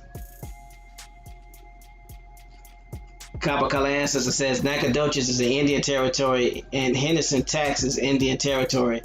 Then there's Kilgore, where a lot of our people owning oil Their land was stolen. Yeah. You know what else to remember too? What's that? These Americans that were born here with no allegiance to France or no place else, what was they allowed to do? They were allowed to become a tribe of Native Americans. Excuse They me. was allowed to identify as a tribe. Yeah. First largest tribe is who again? Who got the first deal? Oh, the first deal was a Choctaw and a Chickasaw. The biggest deal was the Cherokee. Because remember, land was taken from the Creek, given to the Cherokee, then taken from the Cherokee, then Cherokee was moved out to Oklahoma. Think about it. What set never had no land? During the history of this, the Cherokee got land because it was taken from another set of Indians and given to them. You notice they never started out with a particular spot. No, they didn't. Question. Mm-hmm. So I pulled John Ross because obviously I didn't know what I was remembering. It said John Ross was the son of Daniel Ross. Is this the same John Ross? Yeah, first Cherokee chief. Son of a Scotsman who had gone to live among the Yep. Cherokee. His mother was 3/4 Scottish and 1/4 Cherokee. Mm-hmm. Okay. That means she came from a band, one of those 7 bands, because Cherokee didn't exist at that time. Okay. Yeah, how could they be think about it. How could they be Cherokees before? If they're telling you he's the first Cherokee chief, how can you be a Cherokee before this man born? If you listen to how it's worded, they're telling on themselves. You just got to catch it. John Ross is the first Cherokee chief, meaning the Cherokee couldn't exist until he became chief. You just copper yourself bones. A little bit.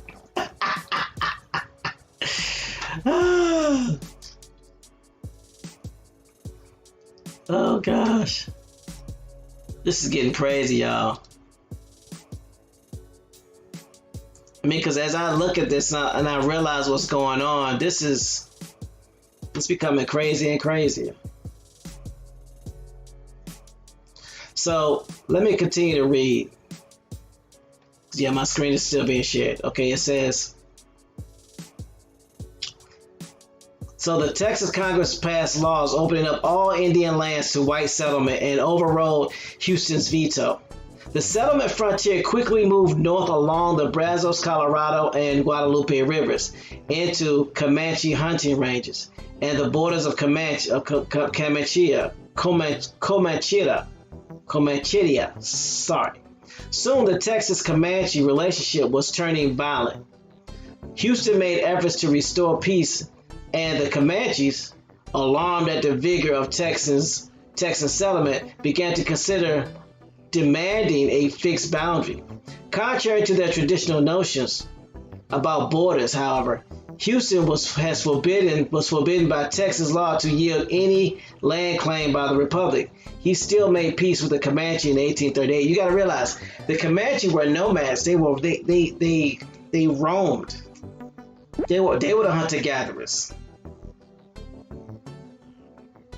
So if that's the case, that means no matter where they go, they couldn't find land. So they was like, okay, we need to start getting fixed borders because y'all Bamas is getting aggressive. So these people are coming all up in the plains now. That's crazy.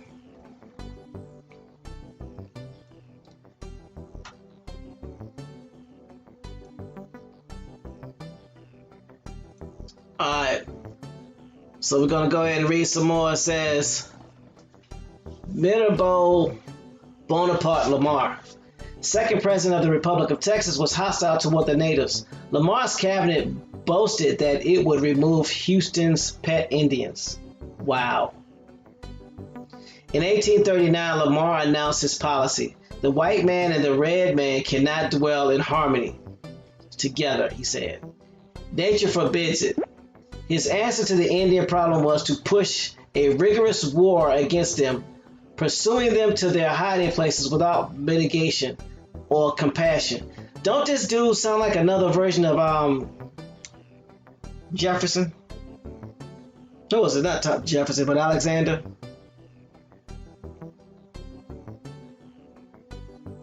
No? Maybe it's just me. I'm shaking my head. Like, What? I mean, it's the same thing all over again. Yep. Until they shall be made to feel that fight from our borders without hope of return is preferable to the scourges of war. President Lamar was the first official of Texas to attempt removal, the deportation of Indian tribes to places beyond the reach of white settlers. As carried out, the policy was based on establishing a permanent Indian frontier, i.e., a line beyond which the various removed tribes would be able to carry on their lives free from white settlement or attacks. This is the same thing how the Eastern Indians got pushed past the Mississippi border. They got pushed west of the Mississippi. It's the same thing. I'm lying. This the thing. If you look at the years, these are policies being spread across all at the same time. Yeah. These wars are happening at the same time, where these battles are happening at the same time. So this is just a policy that's spreading across the nation towards Indians at this time. That's why it seems like it's the same thing over and over and over. Remember what they said, one state would do it, then every other state adopted them policies. Right. So Nature's Boy asked can we go back and listen to the show later? I have it recorded, so we'll work on having it available. We can put it on Bones, we'll be able to put it on Ain't TV. Yep. Okay. So hopefully that answers your question, Nature's Boy. We're gonna also upload it to YouTube as well. At least a portion of it. So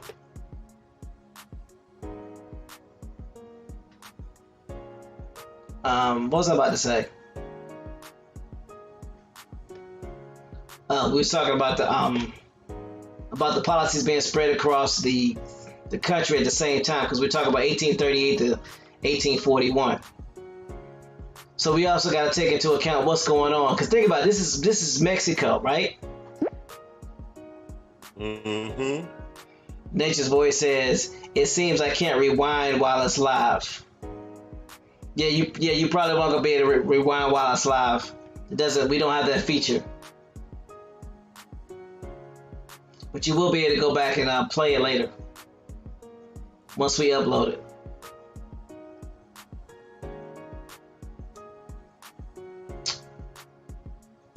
So all these policies are happening at the same time, and they're pushing these Indians. Basically, push these Indians into basically trying to push Indians into California.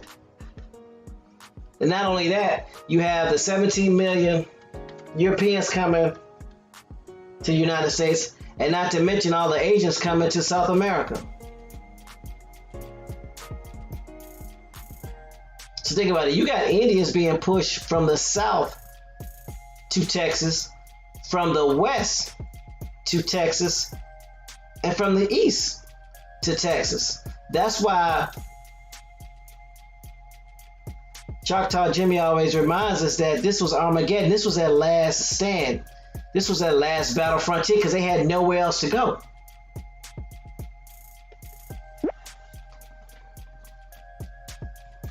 Queen Copper says all at the same time. Exactly.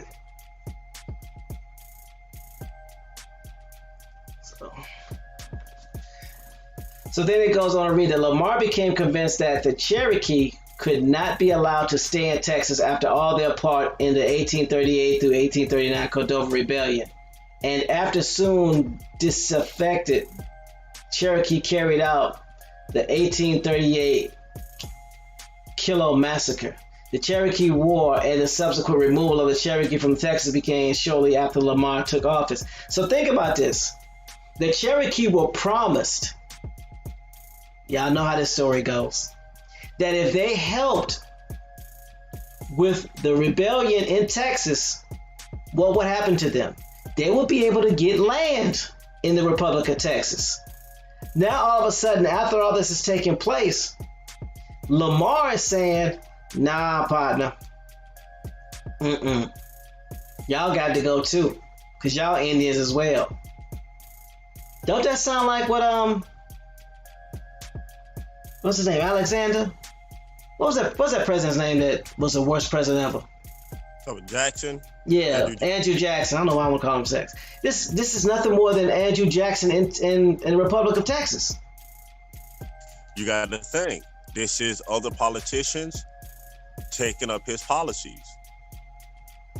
Remember, we in the what, 1830s? Yep, 1838 to 1830, well, 1835 to 1841, yeah.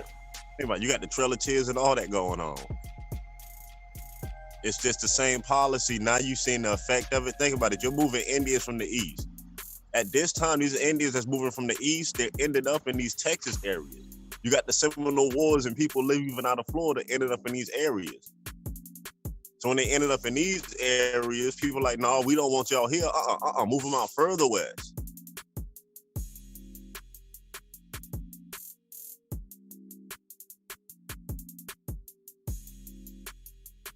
You said 1835 to 1840, 41? Yeah, 41.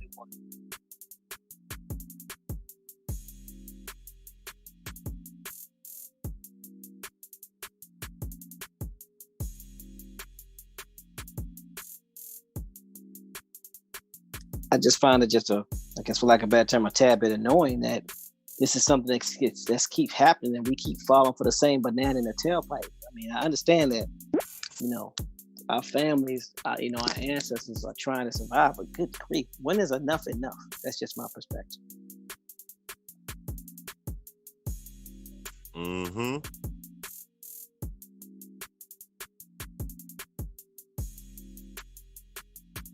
I'm asking, when is enough enough?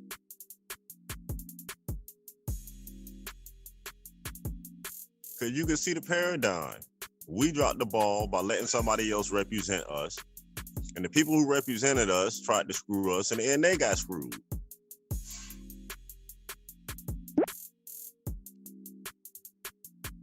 They just a little high up on the ladder.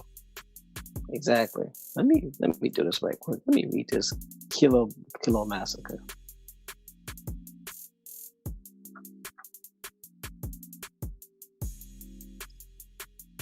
Pemaha says, yes, we do. They lied to get what they want.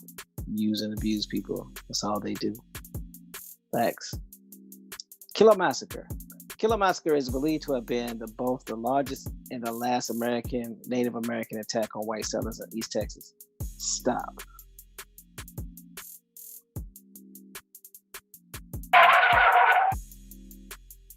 This is key. The largest and last Native American attack on white settlers. Not American Indian attack, but the largest and the last Native American attack on white settlers. The massacre took place on Friday, October 5th, 1838, near Larissa, north of Jacksonville, in the northwestern part of Cherokee County. There were 18 victims who included Isaac Kilo Sr. and his extended family. There's the families of 4 sons and 2 daughters. They had immigrated to the Republic of Texas from Talladega County, Alabama in 1837, settling on December 24th of that year. So they hadn't even been there a good 2 years. So putting this in context, it says, unaware apparently that the land made available to them was hotly disputed by the Cherokee Indians who lived in the area. Isaac Kilo and his homesteaders began clearing land for crops and building homes. Only a year earlier, however, the area surrounding their settlement had been set aside for the Cherokee under a treaty negotiated and signed by Sam Houston. So these Bamas even had a treaty.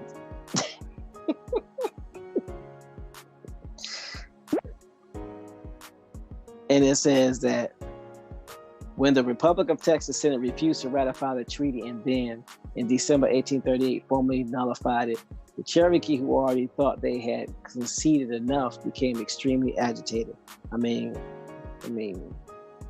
Can you blame them? They betrayed their brothers, and they was betrayed by the betrayers.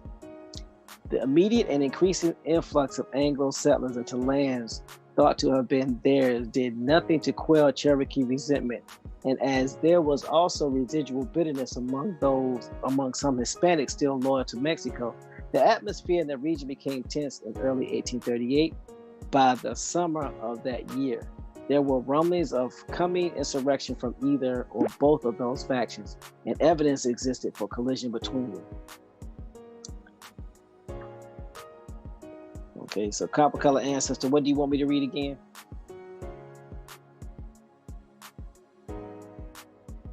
What am I reading again?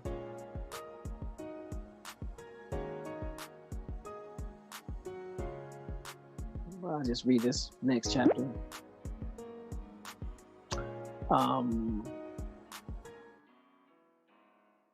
Fearing this growing unrest, Kilo, with his relatives and friends, fled to Nacogdoches for refuge,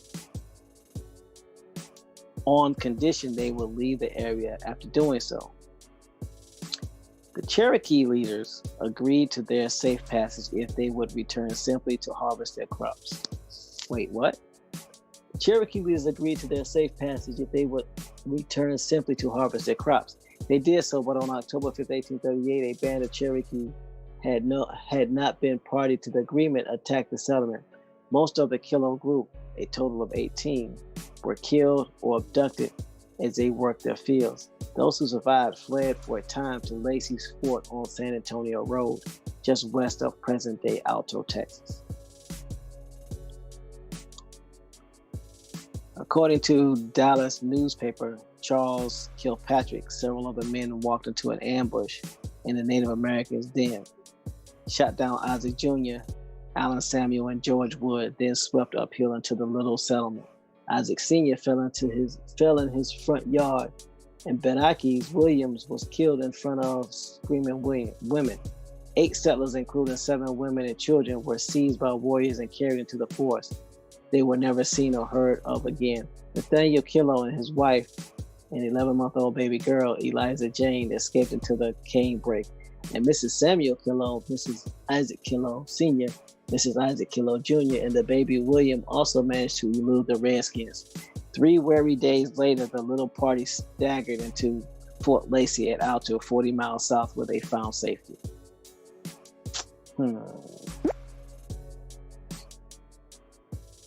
So here's the funny thing. There's a stone obelisk commemorating that event was erected by Work Projects Administration in 1930s. A historical marker was dedicated in 1965. The man named Hawkins, an earlier settler from Alabama, may have encouraged the attack. One of the survivors recognized him in Indian garb. He left immediately when he realized she had recognized him. Later on, Hawkins returned to Alabama and reported the attack. Later, the same survivor went to Alabama and found out Hawkins was the first to report the event. General Rusk was unable to prove Hawkins' involvement. So it sounds like Hawkins was the instigator. So why is this an obelisk in commemoration for an Indian attack? An obelisk. Let's see what the work project. Let me first put this in the chat.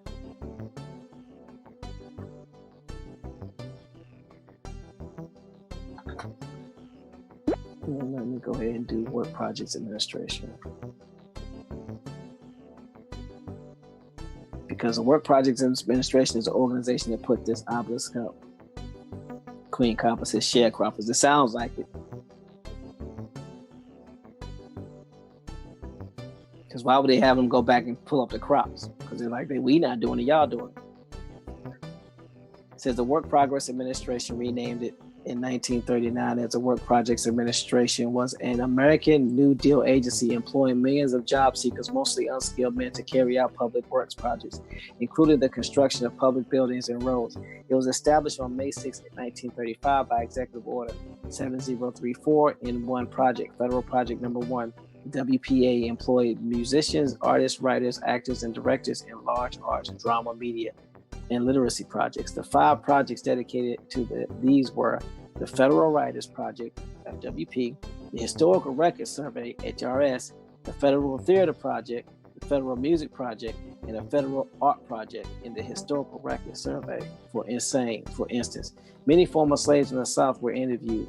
These documents were of great importance for American history. Theater and music groups toured throughout America and gave more than 225,000 performances.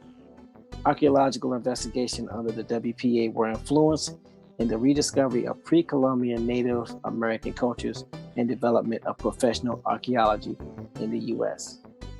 You see why this organization was created? To rewrite history. Not only rewrite it, but to retell it through all the arts. More overlays.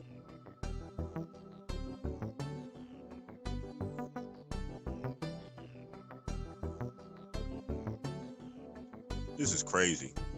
Very. Give me a second.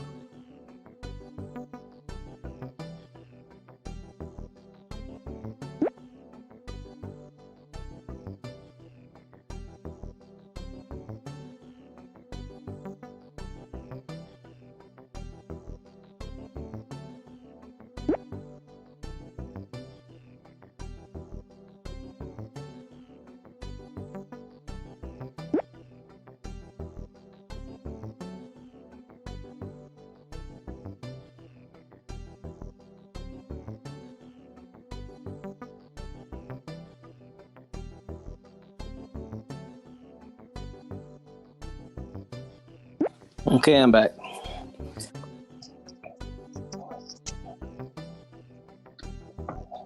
So is that crazy? What? The Work Progress Administration's whole purpose was to create 5 projects dedicated to these, to 5 projects dedicated to changing the view or the scope of history. Think about the 1930s. This is when motion pictures and radio were very prominent, right? Silent movies, motion pictures. Yep. So the WPA employed musicians, artists, writers, actors, and directors in large arts, drama, media, and literacy projects. The 5 projects dedicated to these were the Federal Writers Project, the Historical Records Survey. Why would you need Historical Records Survey? Because you're making them up. The Federal Theater Project, the Federal Music Project, and the Federal Arts Project. In the Historical Records Survey, for instance, many former slaves in the South were interviewed. These documents are of great importance for American history. Theater and music groups toured through America and gave more than 225,000 performances. Archaeological investigations under the WPA were influential in the rediscovery of pre-Columbian Native American cultures and the development of professional archaeology in the U.S. Almost every community in the United States had a new park, bridge, or school that was constructed by the agency. The WPA's initial appropriation in 1935 was for $4.9 billion.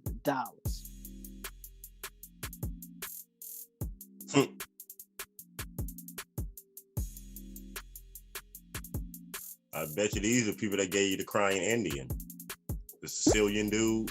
Mm-hmm. Headed by Harry Hopkins, the WPA provided jobs and income to unemployed during the Great Depression in the United States while developing infrastructures to support the current and future society. Above all, the WPA hired workers and craftsmen who were mainly employed in building streets. Thus, under the leadership of the WPA, more than 1 million kilometers of streets and over 10,000 bridges were built, in addition to many airports and much housing. The largest single project of the WPA was the Tennessee Valley Authority, which provided the impoverished Tennessee Valley with drama and water, with dams and waterworks to create an infrastructure for electrical power. Many famous structures were constructed with the help of WPA labor and funds, including Camp David and Presidential Estate in Maryland, often used for international meetings, and the on-ramp of San Francisco Golden Gate Bridge. So let me guess. They also used those dams to flood any remaining Indians under this WPA Act. Because if you dam up water in one area, you're going to flood another area. That's automatically going to happen. At its peak in 1938, it provided paid jobs for 3 million unemployed men and women, as well as youth in a separate division, the National Youth Administration. Between 1935 and 1943, when the agency was disbanded, the WPA employed 8.5 million people. So where did these 8.5 million people go when they got disbanded? Good question. Most people who needed a job were eligible for employment in some capacity. Hourly wages were typically set to the prevailing wages in each area. Full employment, which was reached in 1942 and emerged as long-term national goal around 1944, was not the goal of the WPA. Rather, it tried to provide. I never mind. I know. What happened in 1942? A world war started. And there was a draft. And there was a draft. Yep. That's where they went. All men over 18 got drafted at that time. 1942 is when Pearl Harbor got bombed. Full employment, which was reached in 1942 and emerged a long-time national goal around 1944, was not the goal of the WPA. Rather, it tried to provide one paid job for all families in which the breadwinner suffered long-term unemployment. That stated goal of public building programs was to end the Depression, or at least alleviate its worst effect. Sociologist Robert D. Leitner asserted millions of people needed a subsistence incomes. Work relief was preferred over public assistance, the dole, because it maintained self-respect, reinforced the work ethic, and kept skills sharp. The WPA was a large national program that operated its own projects in cooperation with state and local governments, which provided 10 to 30% of the cost. Usually the local sponsor provided land and often trucks and supplies. The WPA responsible for wages and for the salaries of supervisors who were not on relief. WPA sometimes took over the state and local relief programs that had originated in the Reconstruction Finance Corporation of the Federal Emergency Relief Administration programs. It was liquidated in June 3rd, 1943 as a result of the low unemployment due to the worker shortage of World War II. See what I'm saying? It was liquidated on June 30th, 1943 as a result of low unemployment due to worker shortage of World War II. The WPA had provided millions of Americans with jobs for 8 years. So, y'all see how that works, good people?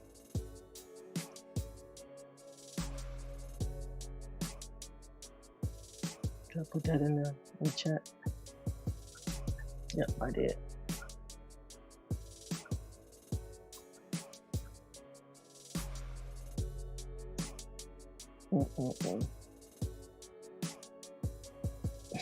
Oak Cliff says, I keep saying we're the entertainment, but we think we're being entertained.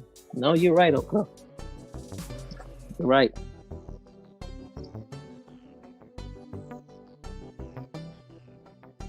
That's just so that program was started specifically to start re-educating and indoctrination of a group of people and destroying and hiding of monuments, relics, and things of that nature. That's the reason why they was building those roads, because if you think about it, in order to build something, you have to destroy something, right? So you're going to be building where those tribal lands once were. So you start damming up stuff and then building stuff around it to create that infrastructure. That's crazy.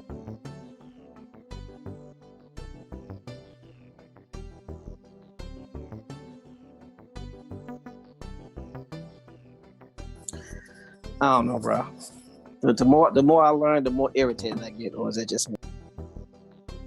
No, it has that feeling.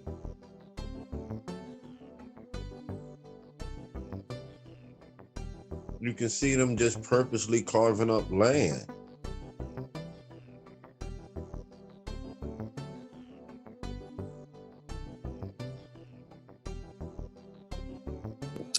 Yeah. There's no point to it. None whatsoever. No, at least no legitimate point.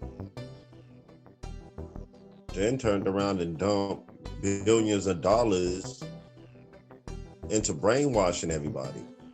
But that should tell you how we're in this state today.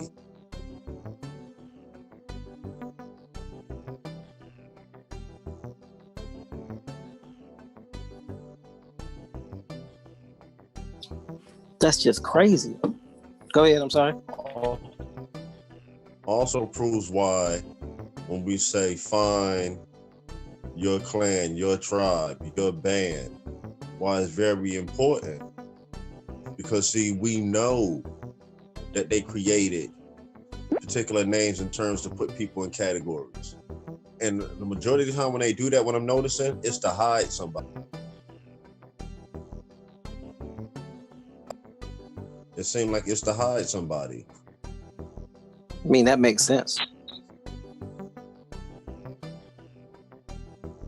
The ultimate illusion. Hey, don't look at the Cherokee, look over here. Don't look at the Uli or the Alabama, look over here. Look at the Muskogee. Don't look at the Alabama.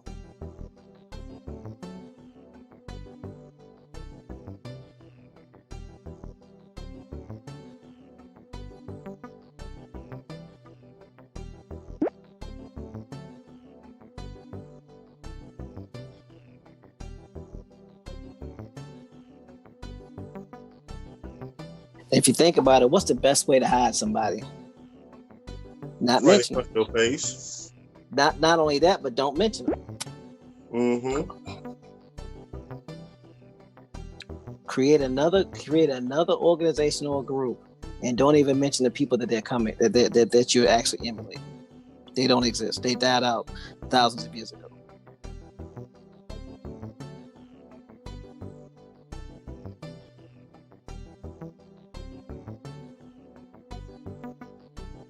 Yeah, basically created a corporation and they ran it. Because if you look at it, I mean, honestly, that's all it is.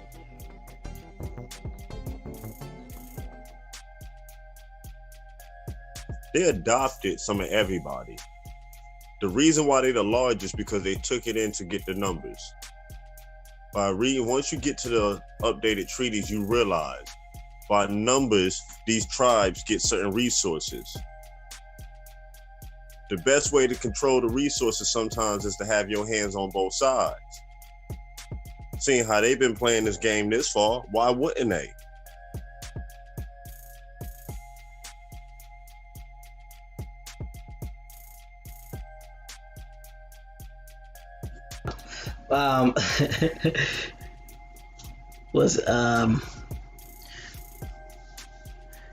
Queen Copper says that's when females took the jobs even as musicians. That's true. And then Oak Cliff says November 13th will be a very crucial to our future. I hope Byron brings this up during the trial. He's from what I've been seeing, if y'all been paying attention, he's got some smoking guns that they are not going to be able to get past. It'd have to be so blatant that it'd have to be more blatant than the O.J. Simpson trial. I don't know if that's a good example, but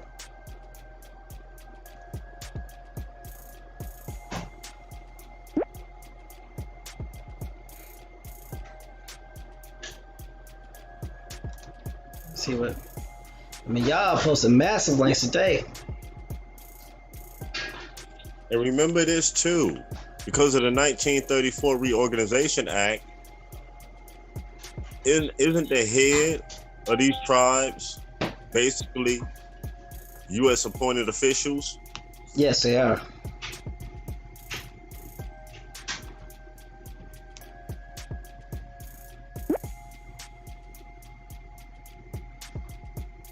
I mean, if I'm gonna rig the game, wouldn't I make the biggest tribe, the biggest tribe that benefits the most, one that I can create?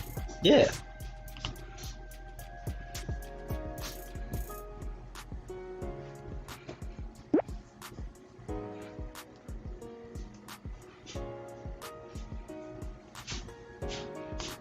And what I'm thinking, if you think about it, could the Indian Removal Act, if we're going to look at the wordplay, right, electio de facilio, The Indian Removal Act is a double-edged sword because remove means to move again. And it doesn't necessarily mean to remove from, remove off the face of the earth. It's just to move them again. So where do you move them?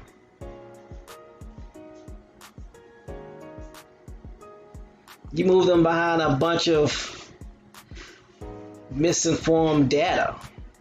You move them behind mirrors.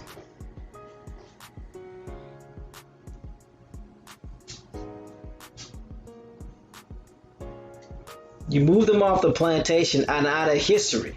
So the Indian Removal Act was more or less a removal of them out of the history books, not off of the land, because they never left. Just been reclassified. Yeah. We ain't got to touch it to remove you. Paper genocide.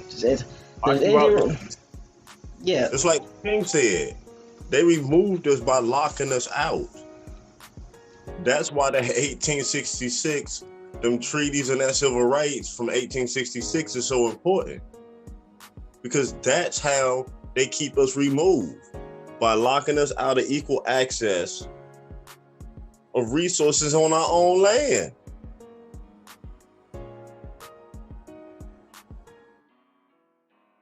I got a question.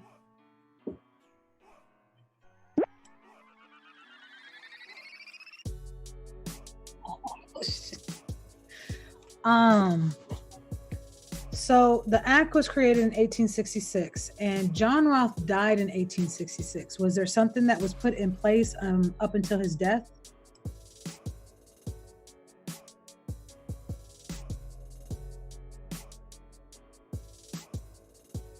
Okay, this says that the chief John Ross died in 1866. And I'm asking, was there something that may have been put in place up until 1866 to where once he died, that 1866 treaty was able to be put in place? No, the 1866 treaty had to be put in place because the prior treaties were broken because of the Civil War.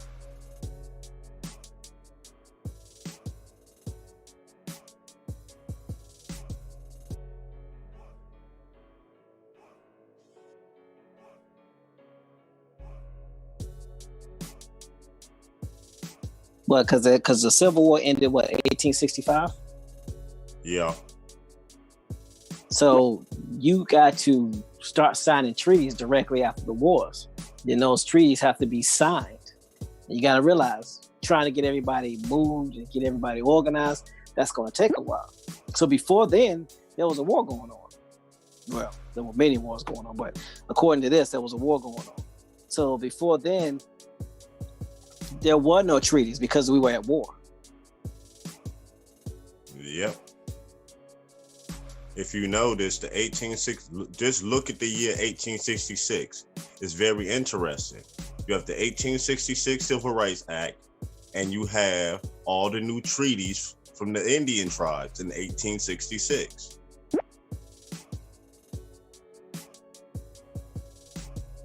That are happily named the Reconstruction Treaties. Okay, this says in September 1865, Ross attended the Grand Council of Southern Indians at Fort Smith, Arkansas, where new treaties between Cherokee and the federal government were prepared. In July 1866, though in failing health, he accompanied a delegation to Washington, where new treaties were signed on July 19, 1866.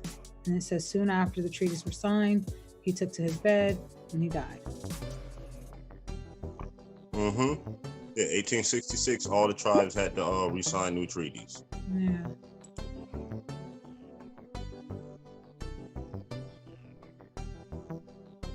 So does that answer your question, or? Yeah, that does. That answers my question. Very interesting. That should stick out. There's one common word that's in all these treaties: Negro.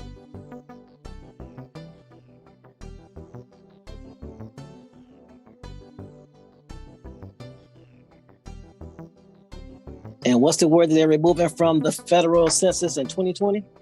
Negro. To remove the emotional attachment to the word. And remember, at this time, that was the status that they had for you legally. Because the treaties at the time, that's the name that they're in.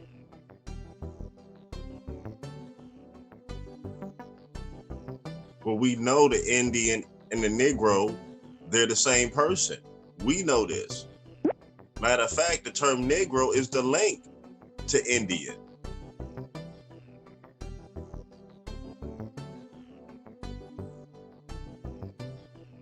That term alone ties you back over to when the first Europeans came up on the shores.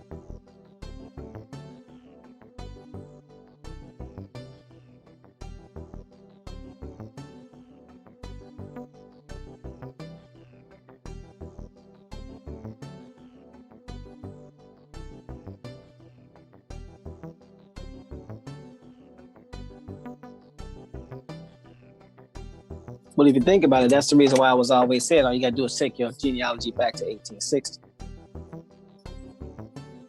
If you do that, then you find Negro. You know you Indian. Because of those, not just that tree, but those trees. Like you said, all the trees of 1866 have Negro.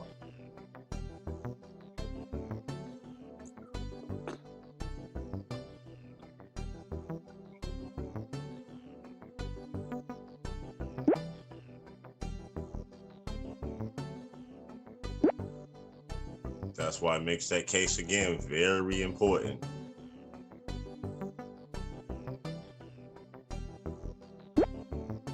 Hopefully this makes sense for everybody that's watching, because this is not something to be taken lightly.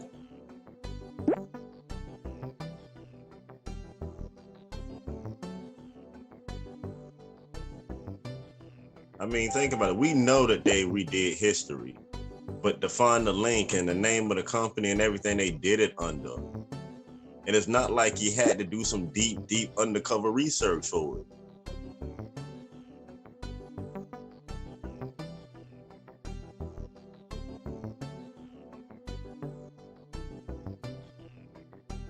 Hiding stuff in plain sight. Mm-hmm.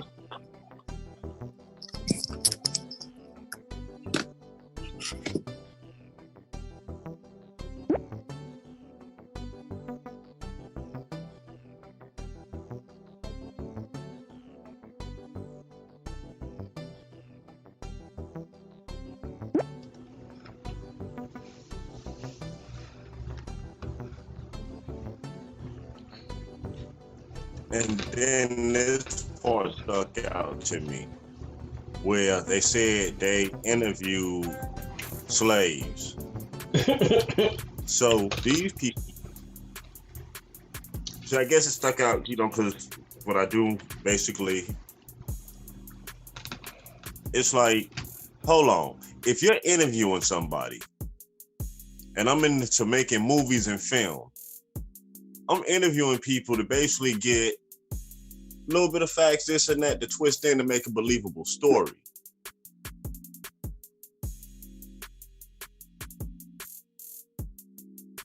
Basically taking bits and pieces of information. What was these people paid to do?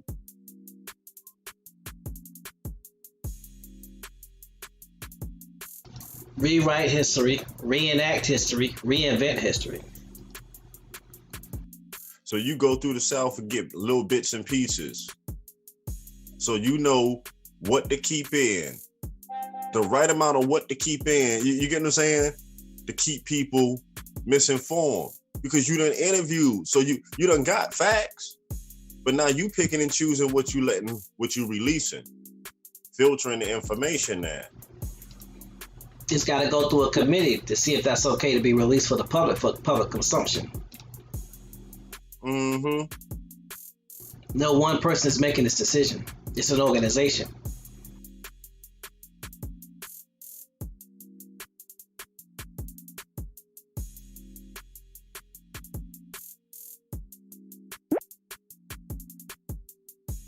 Like that's propaganda. It'll get you every time if you ain't paying attention. Even Never Land. Big Hawk says on these new birth certificates, they don't even have any race classification. Of course not, because they're trying to get rid of race. Anyway, they did all this stuff, all this hooting, yelling, screaming, fighting, bombing, burning wars about race. Now it just magically go away. There get that banana in the tailpipe again. The question should be asked, why are you trying to get rid of race now when you've been making race so prevalent? Ain't nobody out there screaming, yelling, protesting, shutting stores down about race on no broad scale. They just politely just going, yeah, it don't matter no more.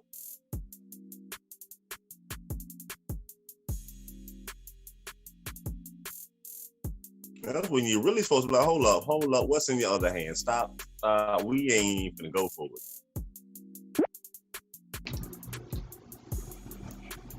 At the same time, they removing Negro. At the same time, you got the 1866 Civil Rights Act trying to be removed. At the same time, you got the 400-year celebration going down next year. At the same time, you got the go back to Ghana foolery going on. Man, that's been a while, you know.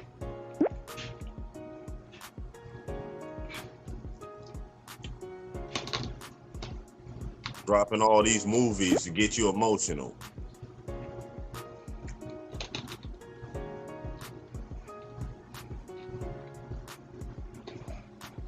So Big Hawk, you tell me you ordered a new birth certificate and they didn't place your race on it? Darn.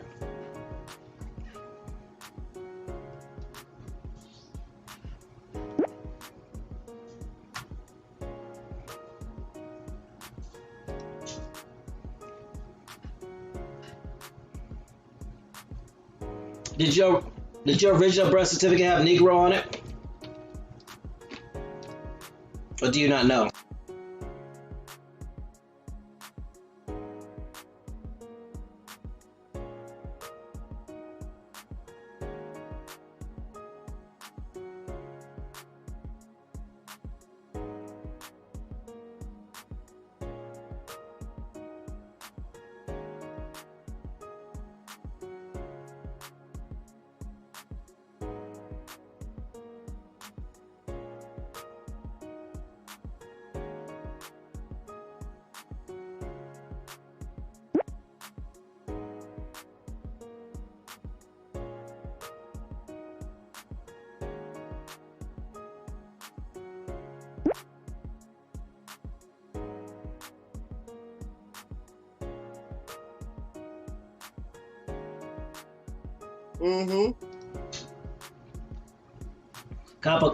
Queen Copper says one of her aunts has no race on hers, and she was born in '76. Again, they be planning well in advance. Yeah, you got to get that original copy.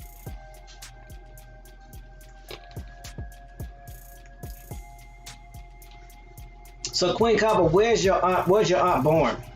If you don't mind me asking.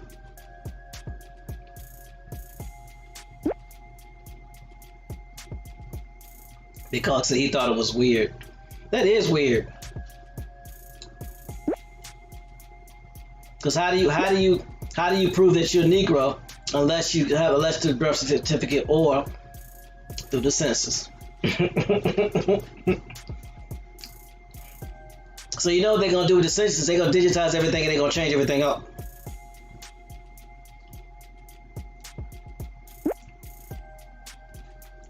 Cause think about it, your race is not on the race, your classified race. You don't know what your classified race is until the census comes out 76 years from now. Yep.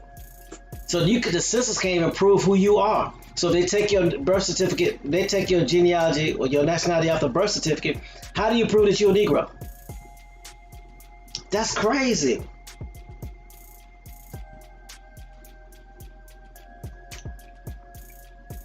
That's why self-identifying now is important. Yeah, but that's why they will allow you to self-identify, because if you choose the wrong thing, now you know what they're gonna tell you? Oh, and we ain't force you, this what you chose. Because I lost it doing the move. Yeah, I know how that is, man.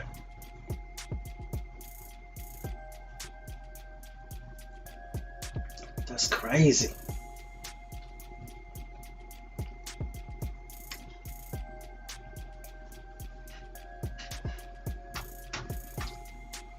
All right, let me read this Cherokee War before we call it a day. Cherokee War 1838 to 1839. Lamar demanded that the Cherokee, who had been promised title to their land if they remained neutral during the Texas War of Independence. So not only did they needed their help, but they needed them to remain neutral in the Texas War, because remember there was a rebellion, then there was a war. Hold on.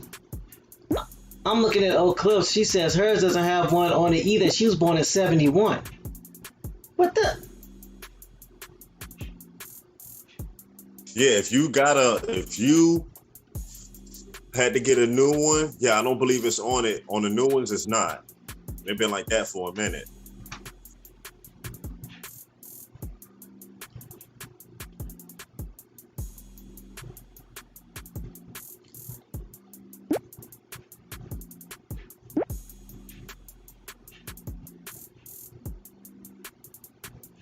Queen Copper says her aunt is 76 years old and she's in Arkansas. Darn.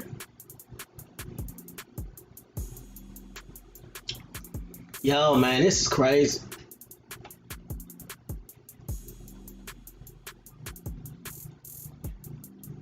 Yeah, because your birth certificate is the only thing that gives you a nationality. Outside of that, you have nothing until you do your census.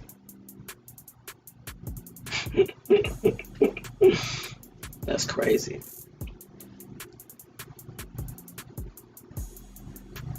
Now you see why doing your genealogy is important. I had no idea.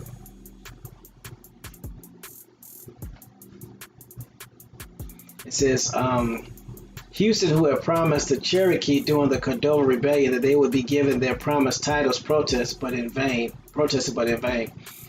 In May 1839, Lamar's administration learned of a letter in the possession of Manuel Flores, an agent of the Mexican government, exposing plans by officials to enlist the Indians against the Texas settlers. Supported by popular opinion in the Republic, Lamar decided to expel the Cherokee Indians from East Texas. When they refused, he used force to compel their removal. Wow.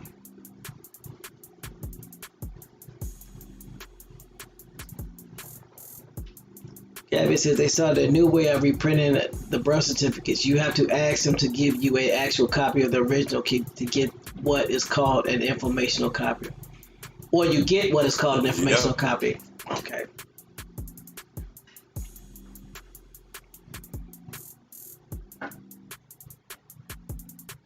So what's the difference between an informational copy versus the original? Information copy means it's plagiarized. No.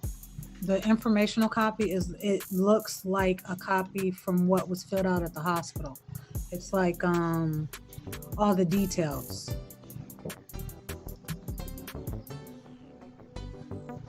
Oh, okay. So the actual copy of the original is what you want. If you don't get an actual copy, what they're going to give you is an informational copy. Am I understanding that right? Right. You said you'll be going. The old clip said she'll be going to get one. Okay. Yeah, I think yeah, everybody should try to get an actual copy of their original. Yeah, because the new ones the ones that they were printing out now when I got my children's, it was so vague. I had to go back and ask for a copy of the actual original one. Mm-hmm. So Feather Dragon says, maybe we should claim Negro on the 2020 census to keep the classification alive. Why would you do that when you can claim American Indian?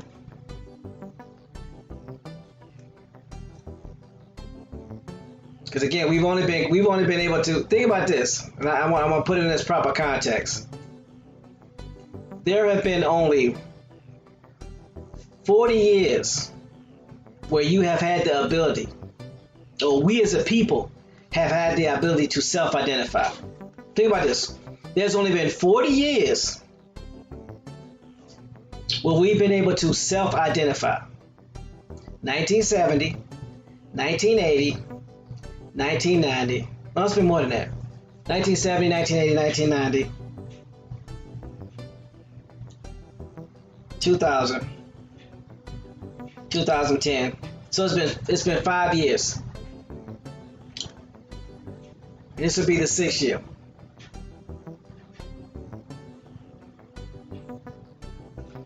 So before then, somebody was classifying us. So you figure for those who were subject to what the whims of the people are, they changed. Think about this. In 1970, most people would have claimed black. Right? Black and I'm proud. Yep. Or Negro. 1980, most people would have definitely claimed black. Or Negro. 1990, most people would have definitely claimed black. Mm-hmm. Or they may have put African. Maybe wrote it in, maybe. Because if they've been indoctrinated through college, at this time you had African studies in college. So they may have put African. Go ahead, Bones. No, just agreeing.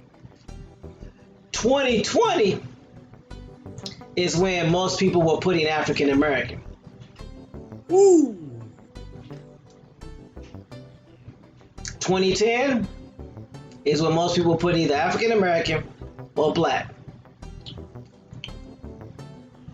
Now I know in 2010 I put American Indian. And not because I know what I know now. I put American Indian because I heard one of my grandmothers was American Indian. I'm like, well, whether she American Indian, I'm American Indian. So that's what I put.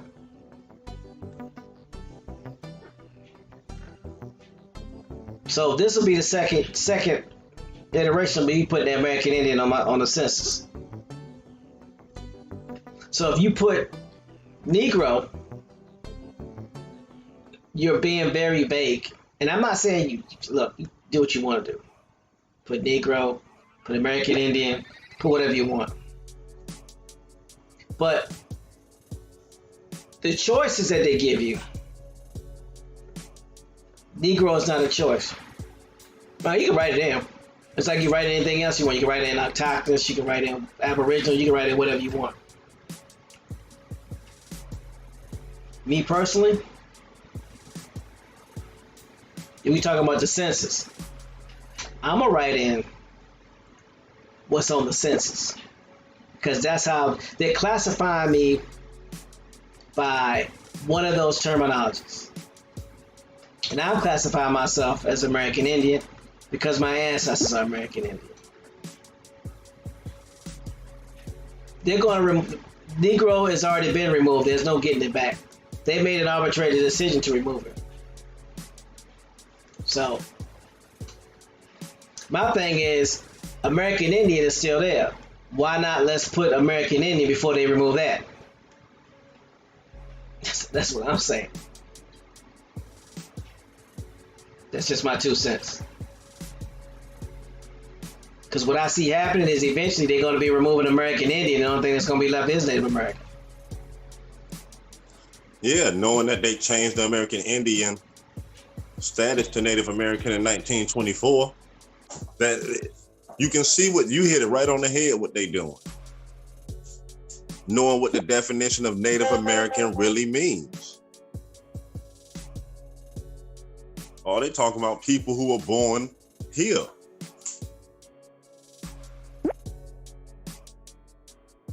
See, they already ahead of the swing. And this is the part you got to realize. Once you get everybody here identified as a Native American, because that's what it's going to. They're already telling you no race and all this and that. It's going to, everybody's going to be identified as a Native American. Allowing them to still be in control of resources and distributing who gets what. They're already ahead of the game. Yep. And if we don't start doing what we're supposed to do, it's not even gonna matter. Because some of us gonna end up in Ghana, and it's not gonna be a good thing. No.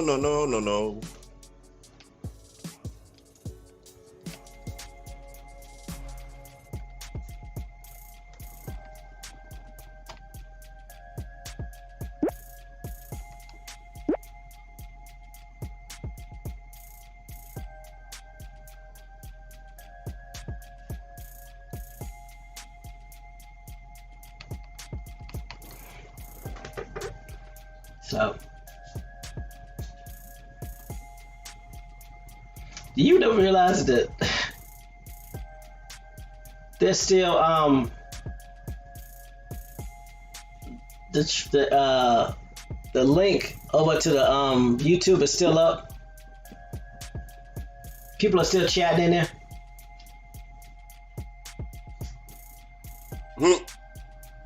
I'm looking at David Corey type. I'm looking at Rainstorm type.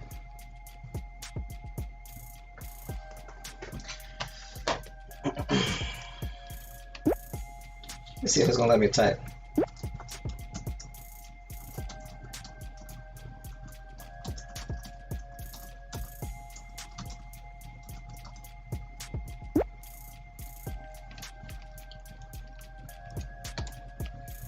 Gosh.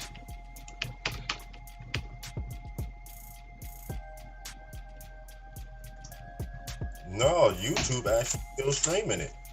They're still streaming it? Yep. Yeah, that's what I was trying to tell you. Interesting.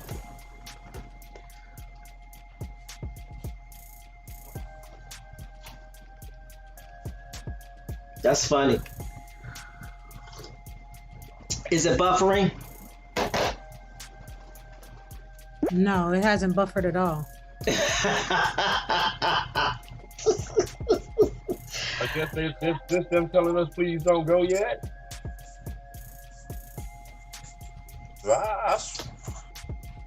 Yeah, when you said you were cutting the feed, it never cut. So I was just like, okay, let me see how long this is going to play. It's been playing this whole time. Well, I cut the feed. I was wondering why the numbers was going up, but I cut the feed. So that's why I thought it was a little strange. No. Can they see me? Can they see me sharing the screen and all that other good stuff? Yep. Wow. Yeah. It's the whole show. Yeah. Relatives, I'm sorry. I was not ignoring y'all. I did not know that YouTube was still streaming, so please forgive me. Please accept my humble apology because I did not know. We cut the feed over here on the OBS, and it's still read online. So I guess YouTube just decided they was gonna keep it like it is. So I don't know. I guess the only way to do it would be to just not stream from there at all. So we'll get it figured out and we'll work it out. So again, my apologies, those that have been watching on YouTube, and I have totally been not looking at the chat. So please forgive me, because I was under the impression that it was not streaming. So again, my apologies. Let me go ahead and give a shout out to everybody that's up here on. Because that's some rude stuff right there. Hyena C, Chad Scott, Grand Rising, David Corey, Grand Rising, Joe 47, That Boy Wig. Let's see who else we got over here. SH, Grand Rising. Jafrida Gordon, Grand Rising. Rainstorm, Grand Rising. Starstrike, Grand Rising. Again, please forgive me. I didn't know y'all, they were still streaming it on YouTube. So, my apologies. And to the silent majority on YouTube that's been watching, please forgive me as well. If I'd have known that they were still showing it, I would have addressed y'all and I would have read y'all comments. So, again, my apologies. David Corey said, you just saw me. Really, David, this is what we doing? So I guess it's still going to be available.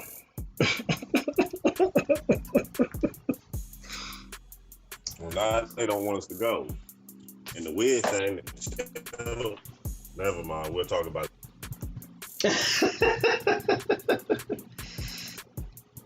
Well, good people, well, I'm glad y'all was able to see the show. I'm glad y'all were able to get the information. I definitely appreciate those that stayed and watching that were on YouTube. I definitely appreciate the silent majority that was on YouTube watching. Shout out to all those that came over to the website and looked at it. I hope y'all had a good experience. Hope it was beneficial for you. You talking about some, I've been talking to you and you've been ignoring me.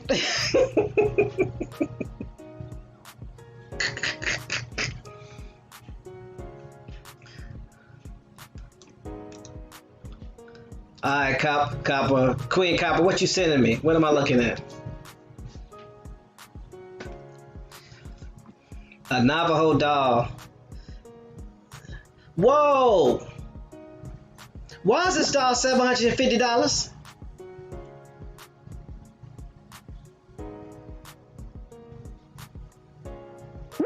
It's vintage from the 1970s. Why it? Okay, granted, she's ready. I get it. It says color white.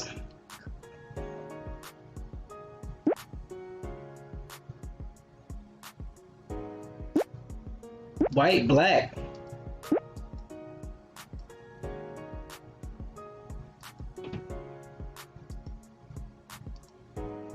They gave her a red undertone.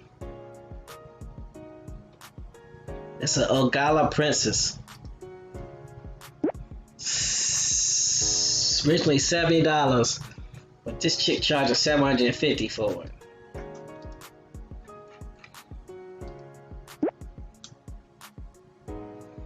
What's going on?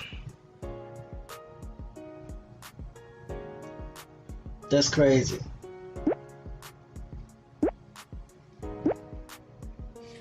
Can you see the chat Yeah. on Zoom? On Zoom? I haven't looked at it in a while. Hold on. Yeah, I see it.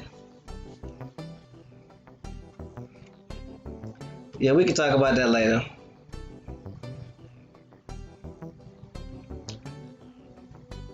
Basically, distraction. Some people do stuff to be a distraction intentionally and unintentionally, so. When will the replay be available? Oh, Clip, the replay will be available.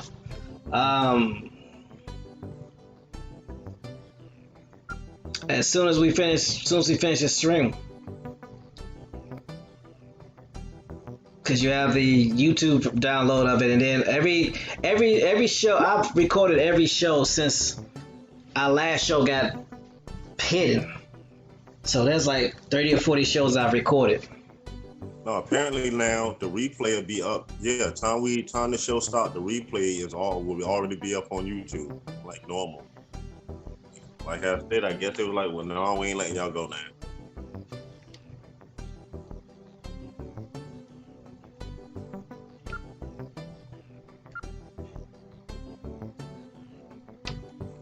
Say.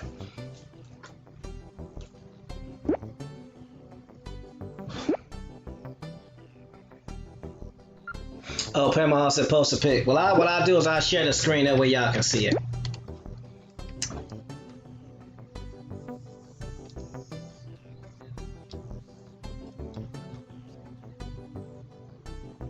Uh-oh. There's a doll.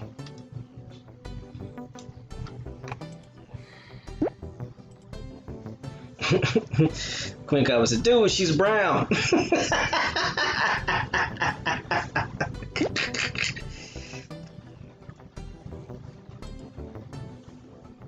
They charge you $750 for this doll.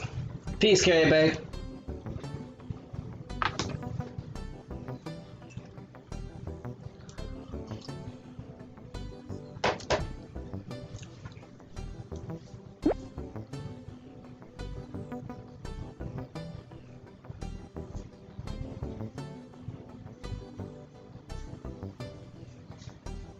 So, hopefully y'all, so let me see if I can.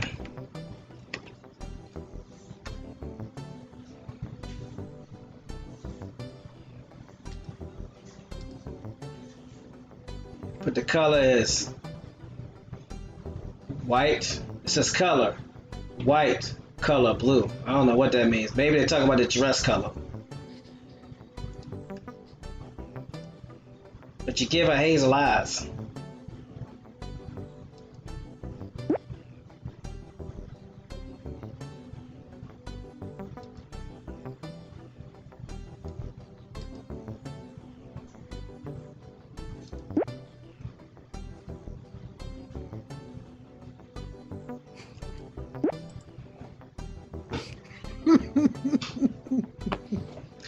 laughing at, Gabby? Oh, I'm off mute. Oh, who that sound like? Okay, I got a question. What's the question? Just for Mr. TJ.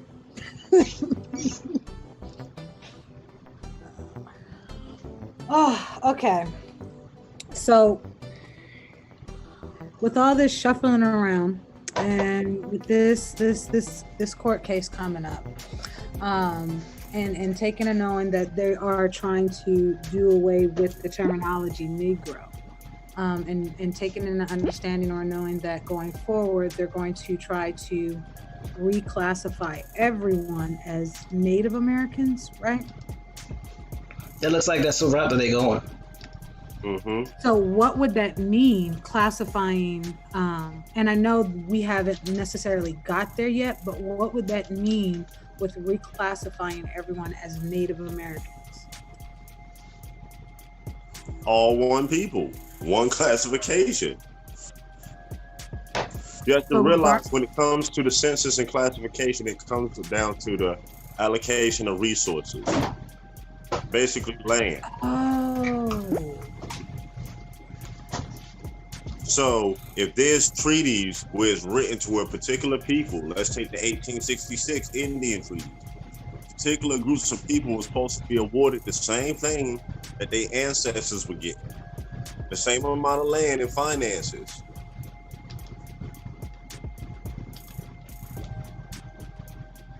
Again, it goes back to access was taken from us. You can have all the money in America, but if you don't have the access to the resources, the access to towers, the access to infrastructure, it does no good.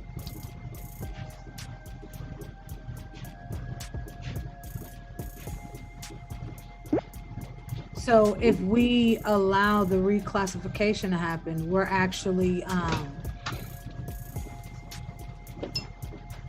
we're just giving away everything. Yeah, we're buying into our own demise. Exactly. Got you.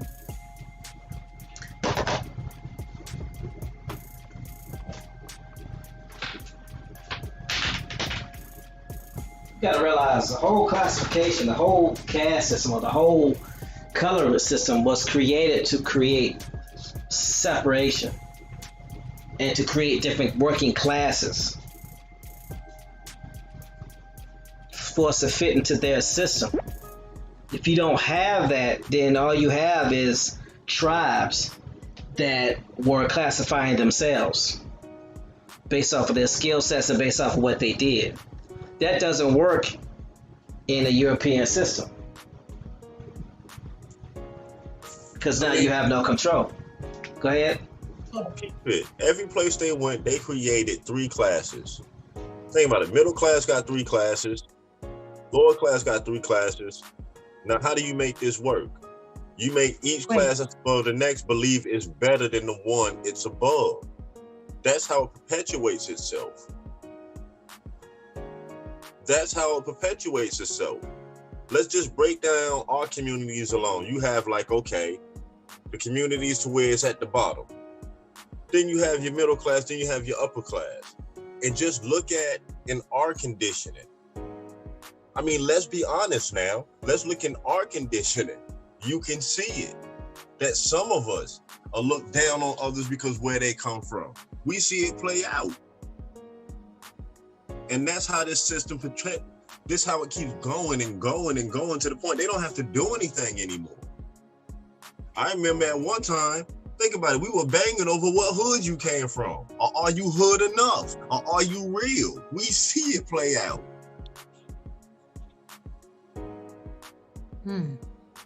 Think about it.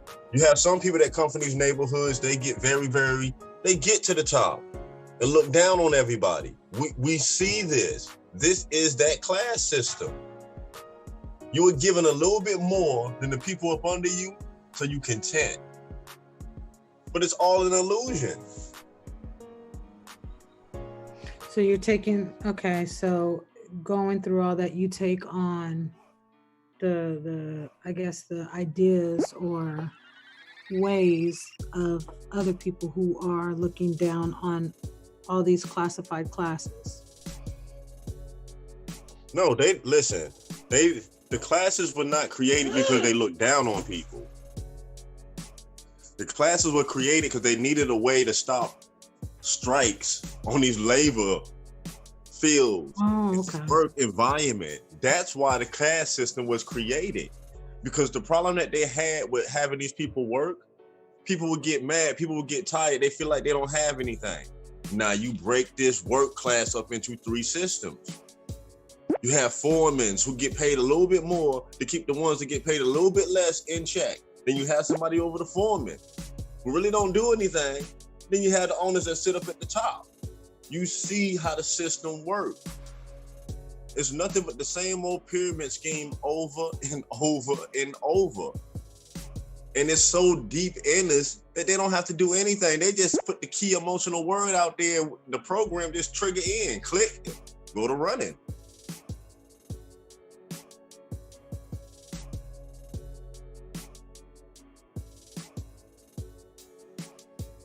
They made us individuals. We were communities. They got us to the point to where we don't even talk to each other, that we don't want to be around each other. We don't want to live around each other. Think about it. Our ancestors didn't live in space and distance from each other. Look at how the villages was. And it used to be tight-knit groups. And if you look at your census in the early 1800s, you'll see that your ancestors, well, I'm just looking at mine, and my ancestors lived in the same house for like 60, 70 years. They didn't go anywhere. It's in the same place, on the same land, whole families. So why'd that stop? Why'd that change?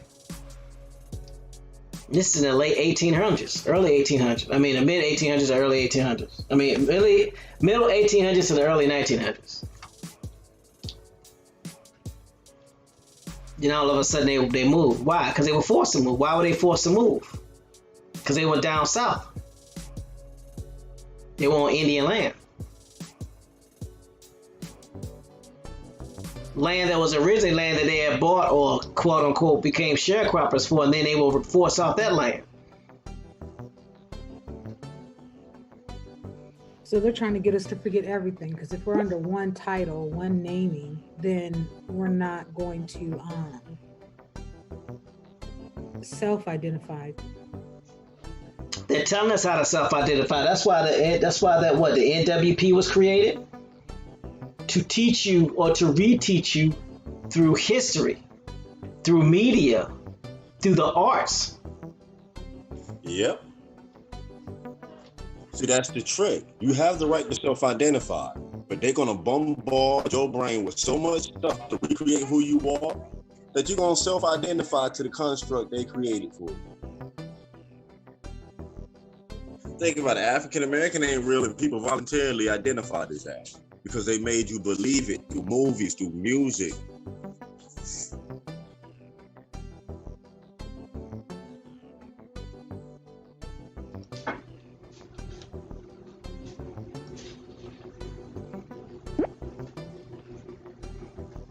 Think about it. Wasn't the African American phrase attached to Rodney King? Was it? I remember that they just kept calling him black. I could be wrong, but I don't remember that. He became African American after he said, "Can't we all get along?" Before then, he was black. Mm-hmm. Because ain't that's when Jesse and all them showed up? Mm-hmm. Think about it. This was that move of going into that direction. Oh, we need to identify as this for this reason and this. But you ain't talk to nobody. Celestial Love says basically they just want us to work for them and not become the millionaire trillionaires. Well, see, here's a rub with that, Celestial Love. They don't mind you becoming millionaire trillionaires. They just want you to be. They want you to be reliant upon them. What they don't want you to be is become self-sufficient. That's what they can't afford. Because if you're self-sufficient, then you don't need them. Yep, they restrict access.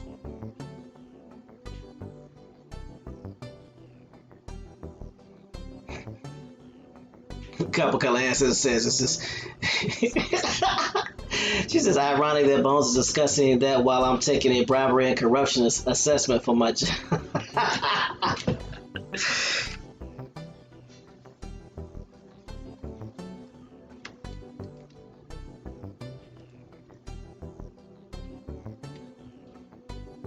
So, yeah, man. That's why the most important thing we can do is find out who we are and find out our tribe's original names, because that tells us everything we need to know.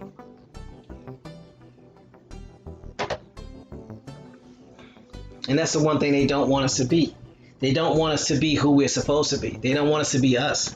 They don't want us to find out who we are and what we have access to, because if we do that, the jig is up for them. So.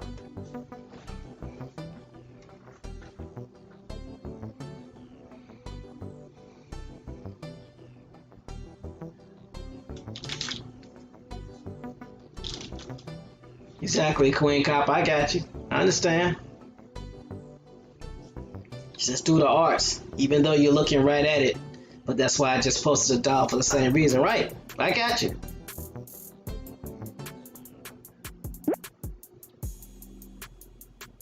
No clip called Jesse Jackson messy Jesse. Yeah, he's very messy.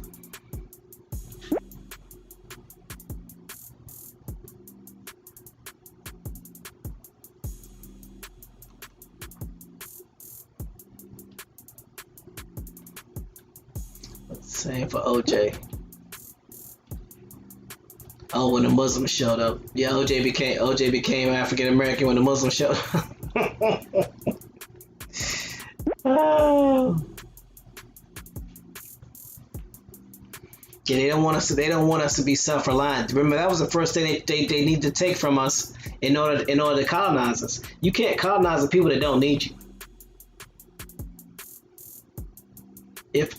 If I have my own food, I have my own clothing, I have my own shelter, what can you give me?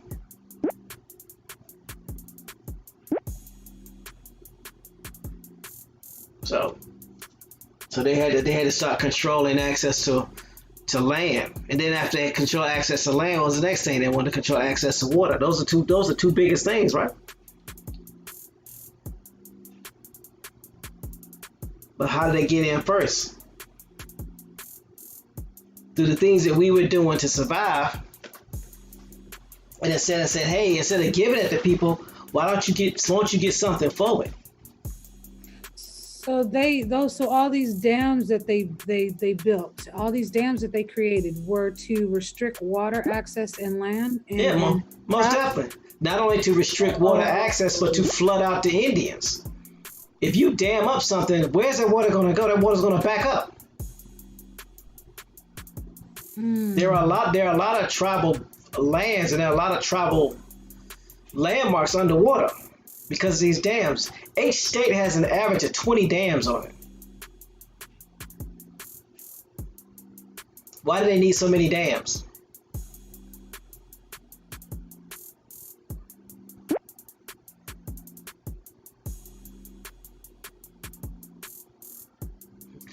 Celestial Love says, so are we still only going to run the stream on A2 because YouTube think they slick? Yeah, Celestial Love, we got to figure that out, because I don't want to.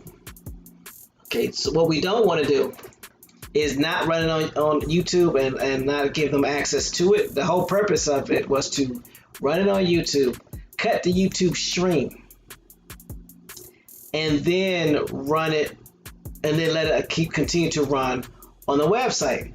Well, I cut the stream. Matter of fact, I can show you. I cut the stream, but it's still running. Matter of fact, let me share my screen so y'all see what I'm talking about. Y'all know me, I ain't got no problem with sharing this.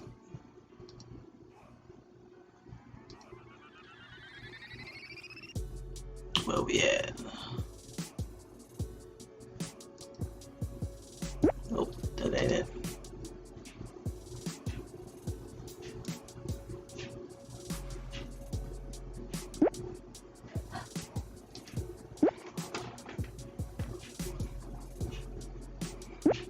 Y'all going off in this chat, boy. I got 2 chats to look at.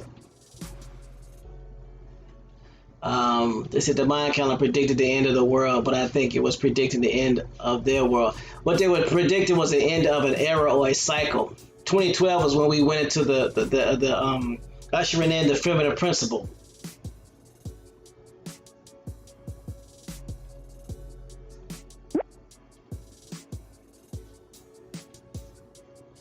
So, let me show y'all something.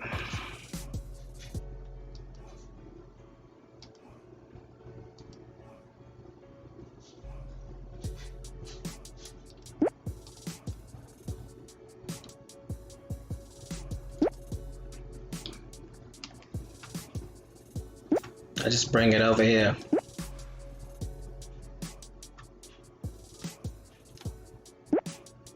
You gotta think about it this way. You can only go so many. You can go months without food. You can only go days without water. And during this time, there was no Gatorade, there wasn't no Kool-Aid, there wasn't all those drinks.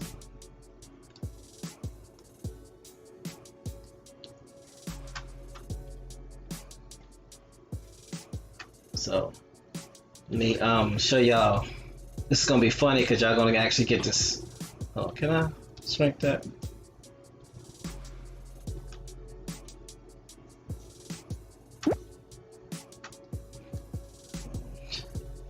Let me do this.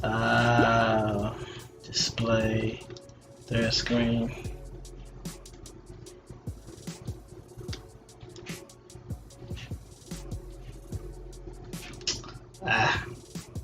Too small.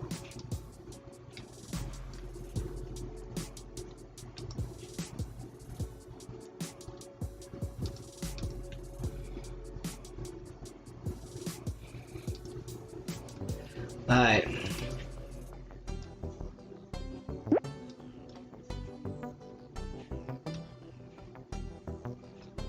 So I'm gonna show you what the goal was through OBS, so y'all can see what I was trying to do.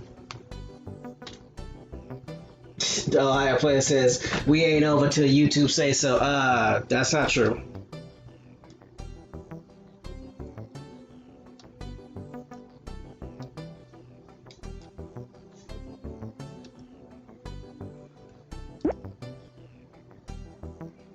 Let me fit it now. Let me just put it on this screen.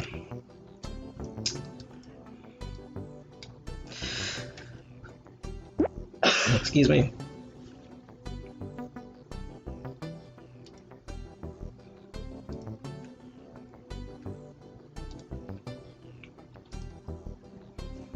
So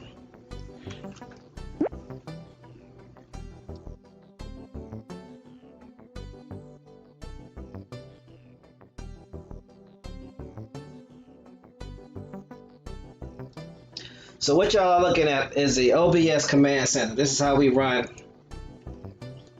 This is how we run everything. Or one of the ways we run everything. Because we got multiple command centers.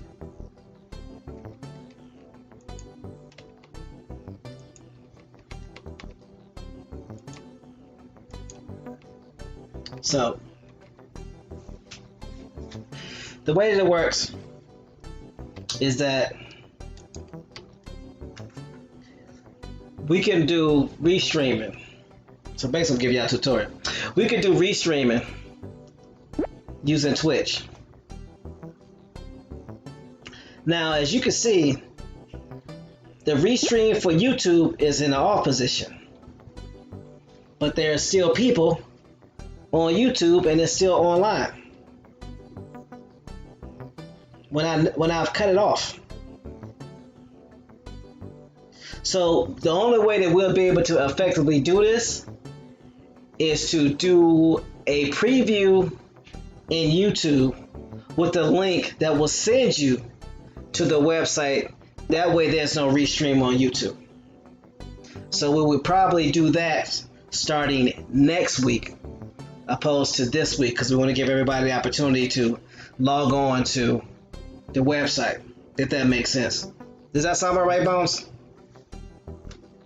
Yep. That about do it. So I cut the live. I cut the feed because, as you can see, it's grayed out. But No, it still worked out. I mean, if it's show on both of them clear, no buffering how it did, we can run the week like that so people can get used to coming over. Then moving forward, all lives on the website and the replays. I guess we'll put parts of the replays up on YouTube to keep the people that's on YouTube that do watch the replays, I guess. right. And eventually bring them over to the website to watch the replays there. That's fine. Yeah, because once it come back as an app, it'll be more convenient for everyone. Right.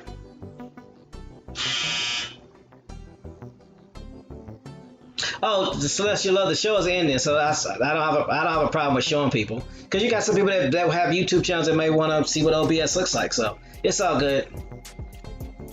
No worries. Yeah, we about to end the show anyway. Remember, it's 11:10, so you good.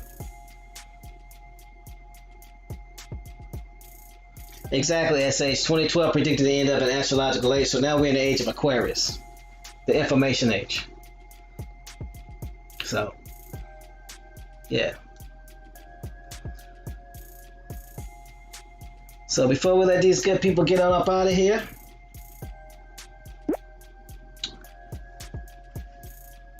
Gabby, is there anything you want to say to the good people? I just had a flashback of Romper Room. A flashback of Romper. I am not. No, I'm not. Where's your cousin at?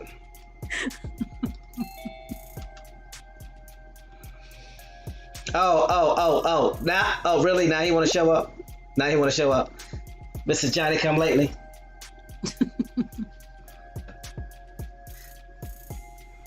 So, Gabby, what was you about to say?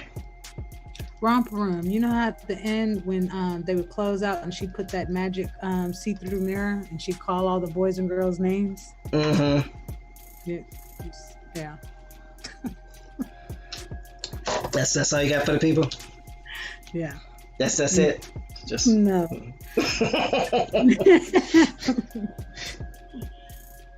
Peace to the panel, peace to the chat, peace and blessings to everyone. Yet again, something heavy talked about.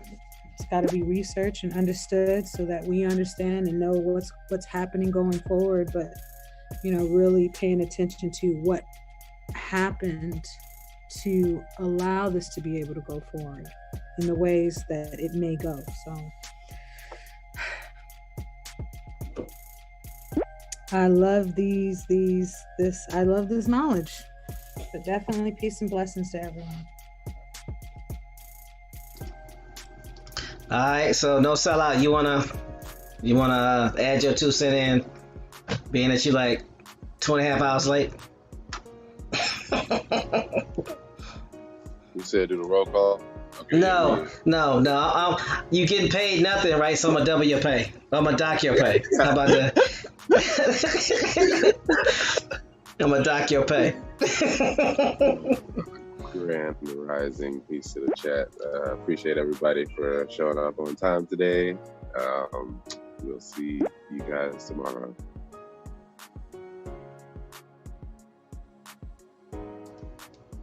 That's all you got? That's all we doing? Okay. Yeah, I don't want to interrupt, This is, Really? roll call. Peace, y'all. Okay.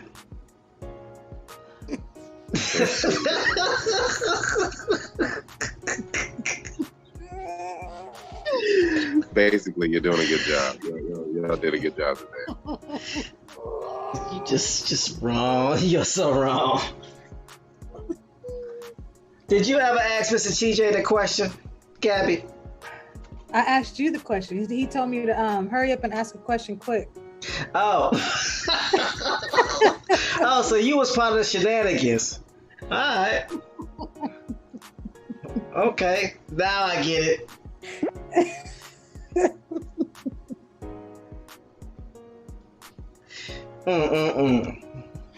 Wow.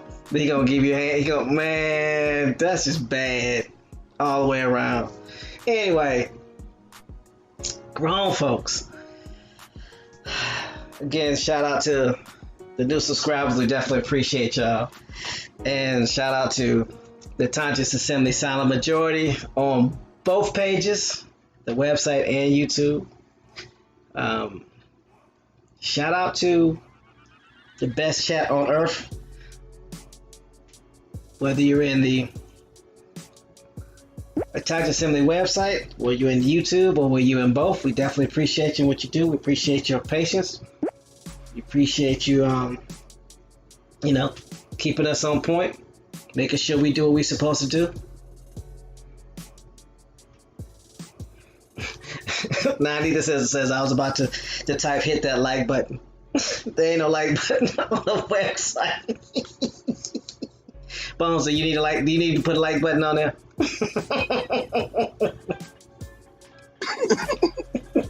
No, look, you prove on the website if you're on the website, you're proving that you like it. You're on the website, so it's all right. Exactly. So we definitely appreciate y'all. We appreciate everybody. And again, everything we do is to help you do your genealogy so you know who you are. So can't nobody tell you who you are, or can't nobody tell you who you are not. And also to find out who the enemies are, who your enemies were, and based off of how they act now, who your enemies are now. So hopefully that helps. And with that, I'm going to turn it over to Bones McCoy. And do what you do, bro. I'm going on mute. All right. Again, I'd like to thank everyone on the panel for what they do, making the show what it is. I'd like to thank the chat, the active ones and the ones that's just listening, the ones that stayed tuned on YouTube, and the ones that was in tune directly from the website. And today shows that what we can do when we build it, that we do have a start of going in the direction of having our own. We do have a place to start putting our information and making it accessible to future generations. We do have a place where we can create media that shows our children, our images, our sounds, our stories in a positive light. That we no longer have to accept someone telling us who we are or what we should be. That we do not have to accept the role that we're supposed to be someone steps to for other success. Everything that we need is here already. The missing ingredient is us. Us standing up and just activating and doing what we have to do. So on that note, let's take this and let's keep moving forward.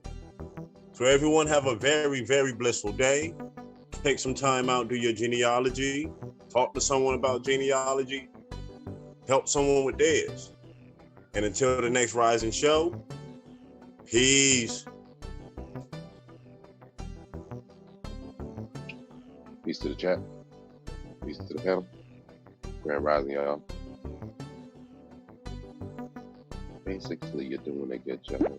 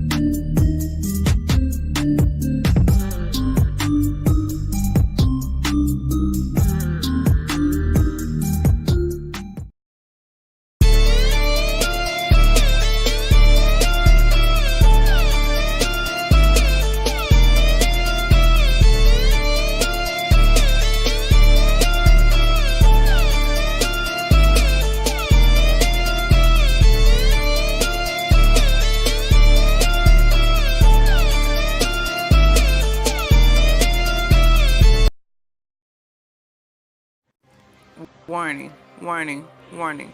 Hard hats, pickaxe, shovels, boots required.